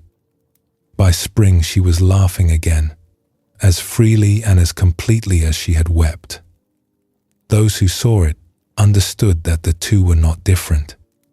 The tears and the laughter flowed from the same depth, through the same open channel, and neither one was held or faked or managed. She had not gotten over the loss. She had let the loss get through her, which is another thing entirely. The fellow student came with the second arrow drawn and ready. His version of it was dressed in scriptures, which made it harder to recognize, but the shape was the same. You should not feel this way. A really awakened person would not cry. Attachment is wrong. His intention was good. His arrow was sharp.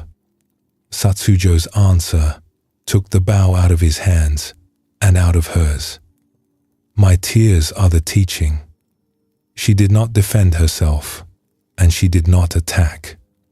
She simply reported what was true, that loss hurts, and that a person whose practice is real feels the hurt without adding a war against it, and that the hurt, met honestly, does its own work and moves on. The second arrow would have been shame about the grief, and she declined to pick it up. The deepest teaching in her answer is that presence does not look the way people expect it to look. It does not look calm all the time. It does not look serene at funerals. It looks like whatever is true, fully allowed. The weeping Satsujo was no less present than the laughing Satsujo. Presence is the container, and the container is larger than any single weather. This matters because the second arrow, in most lives, wears spiritual clothing more often than it wears any other kind. It whispers, you should be past this. You should have more peace by now. A person of real practice would not be anxious about a job interview, would not still be angry about that conversation, would not still miss someone who has been gone for years. And the whisper, because it wears the clothing of wisdom, is believed, and the believing fires the arrow, and the arrow hits, and a perfectly human feeling becomes a humiliation. The tradition answers the whisper directly. The Austrian poet Rilke, whose words Buddhist teachers have long valued, wrote the line that may live closer to the heart of practice than any sutra, let everything happen to you. Beauty and terror. Just keep going. No feeling is final. Everything. Beauty and terror and boredom and grief and the strange joy that arrives on the heels of sorrow.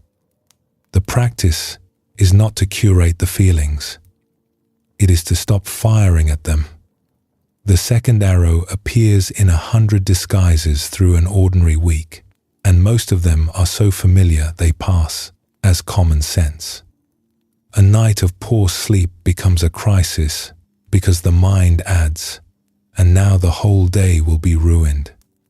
A mistake at work becomes a verdict because the mind adds, this is who you really are.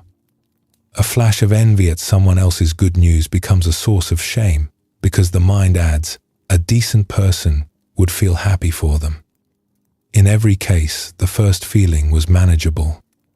What made it unbearable was the annotation, the swift second shot fired before the first had even landed. And in every case, the annotation claimed to be helping, offering correction, supplying the truth. The bow always presents itself as a tool of improvement.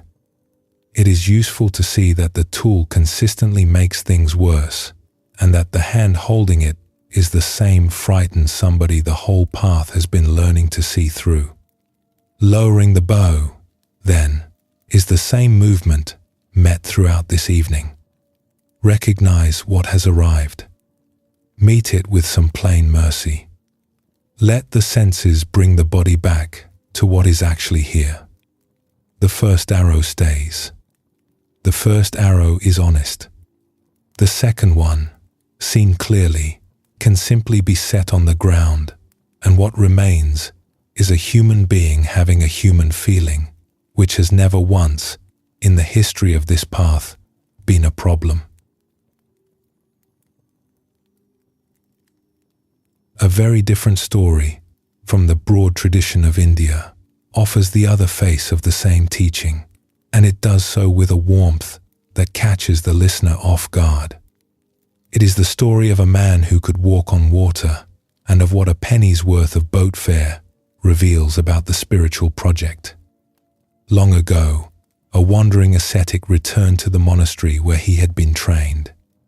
He had been gone for many years, living alone on a mountain, practicing austerities of a severity that would make most people wince, and he had gained something from it. A power. He could cross a river by walking on its surface. The community gathered at the riverbank to welcome him. He stood on the far shore, composed himself, and then, with great concentration and visible effort, stepped onto the water and walked across. The river held him. Step by careful step, he crossed to the near bank, and the monks murmured in admiration, and the ascetic stood dripping on the grass, breathing hard, waiting. His old teacher, who had come down to the water with the rest, looked at him for a long moment with an expression that was not unkind, but was not, exactly, impressed. "Tell me," the teacher said, "what does the ferryman charge to cross this river?" Someone nearby answered, "A penny, master." The teacher nodded slowly. "A penny," he repeated. He let the word settle. Then he looked at his former student with great warmth. "All those years," he said, "all that labor, all that solitude, all that striving. And at the end of it, you have accomplished what 1 penny and a leaky boat accomplish every afternoon." He paused again. "Tell me, old friend, who was it exactly that needed so badly to walk across that way?" The ascetic stood still. Water dripped from his robe onto the bank. The monks held their breath. And then, to his own surprise, and for the first time in longer than he could remember, the ascetic laughed. It began somewhere below his ribs and rose through him the way water rises through a cracked dam, breaking apart something that had been sealed for years. The striving, the project, the spiritual somebody who needed to walk on water to prove the investment had paid off. In the laughter, all of it shook loose, and what stood on the bank afterward was simply a tired, wet, startled man, lighter than he had been in decades.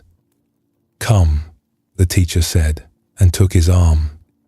"The ferry leaves in an hour. We will ride together."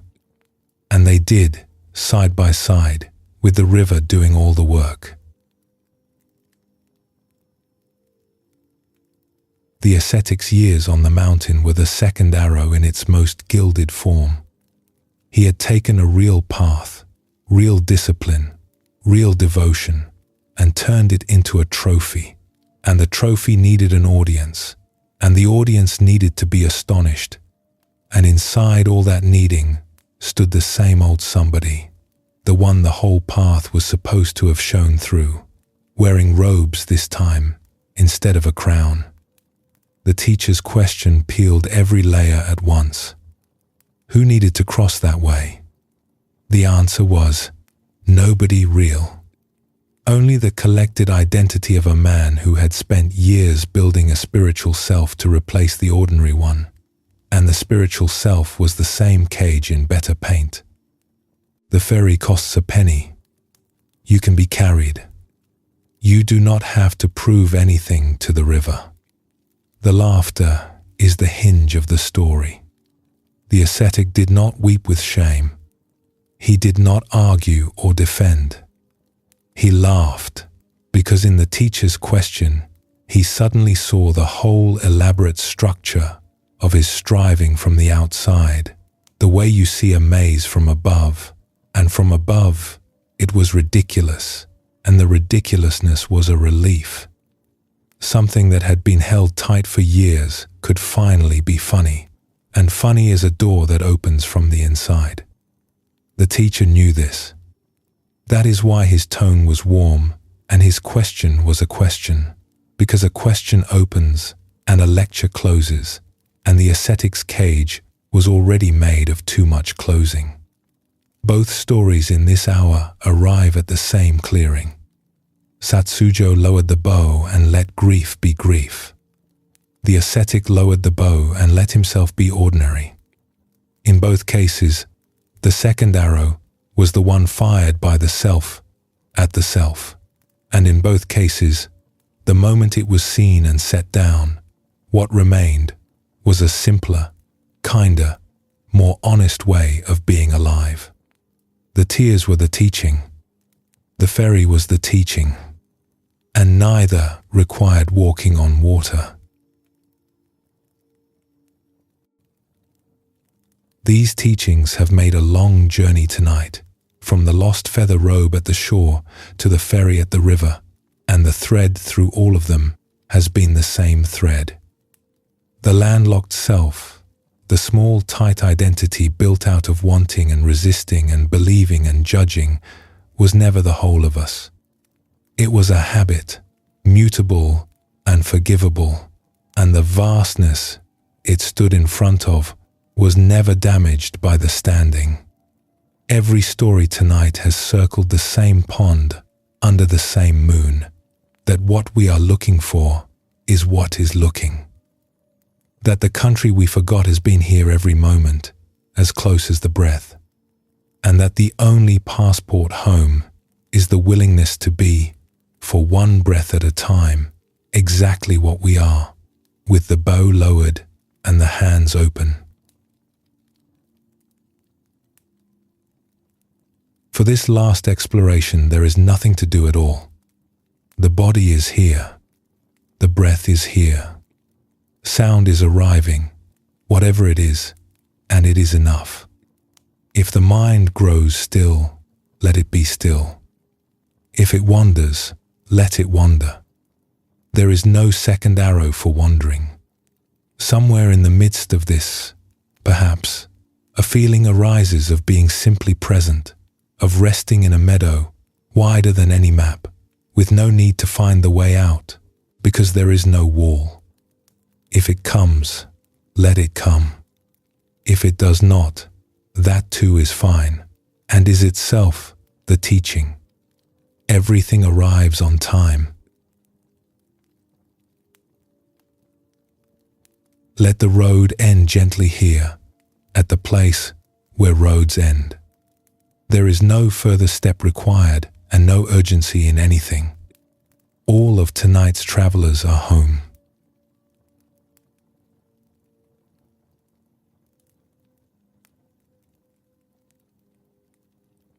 Tonight the road has carried us from a shimmering robe on a pine branch to a wet monk laughing at a river, and everywhere between, the same discovery has been waiting. The self we take ourselves to be, the worried, reaching, pushing somebody, is real enough and useful enough, and it was never the whole story. Behind it, underneath it, shining through it, whenever the grip loosens, is a presence as old as the mountains the poet listened to, and as ordinary as the sound arriving in this room right now. Nothing needs to be fixed or achieved or remembered from all of this. The iron pestle and the white cloth made their own argument. The peach blossoms opened without a plan. The old woman at the doorway, weeping and laughing from the same depth, showed that the open heart does not choose its weather.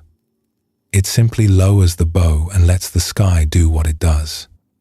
Nisargadatta's words belong here one last time as a blessing to carry into rest. Wisdom tells me I am nothing. Love tells me I am everything. And between the two, my life flows. May that flow carry you gently through the night and into whatever morning brings. There is nothing to hold and nothing to manage, and the country you belong to has never been further away than the breath you are breathing now. Sleep well, and thank you for joining us here at Midnight Monk.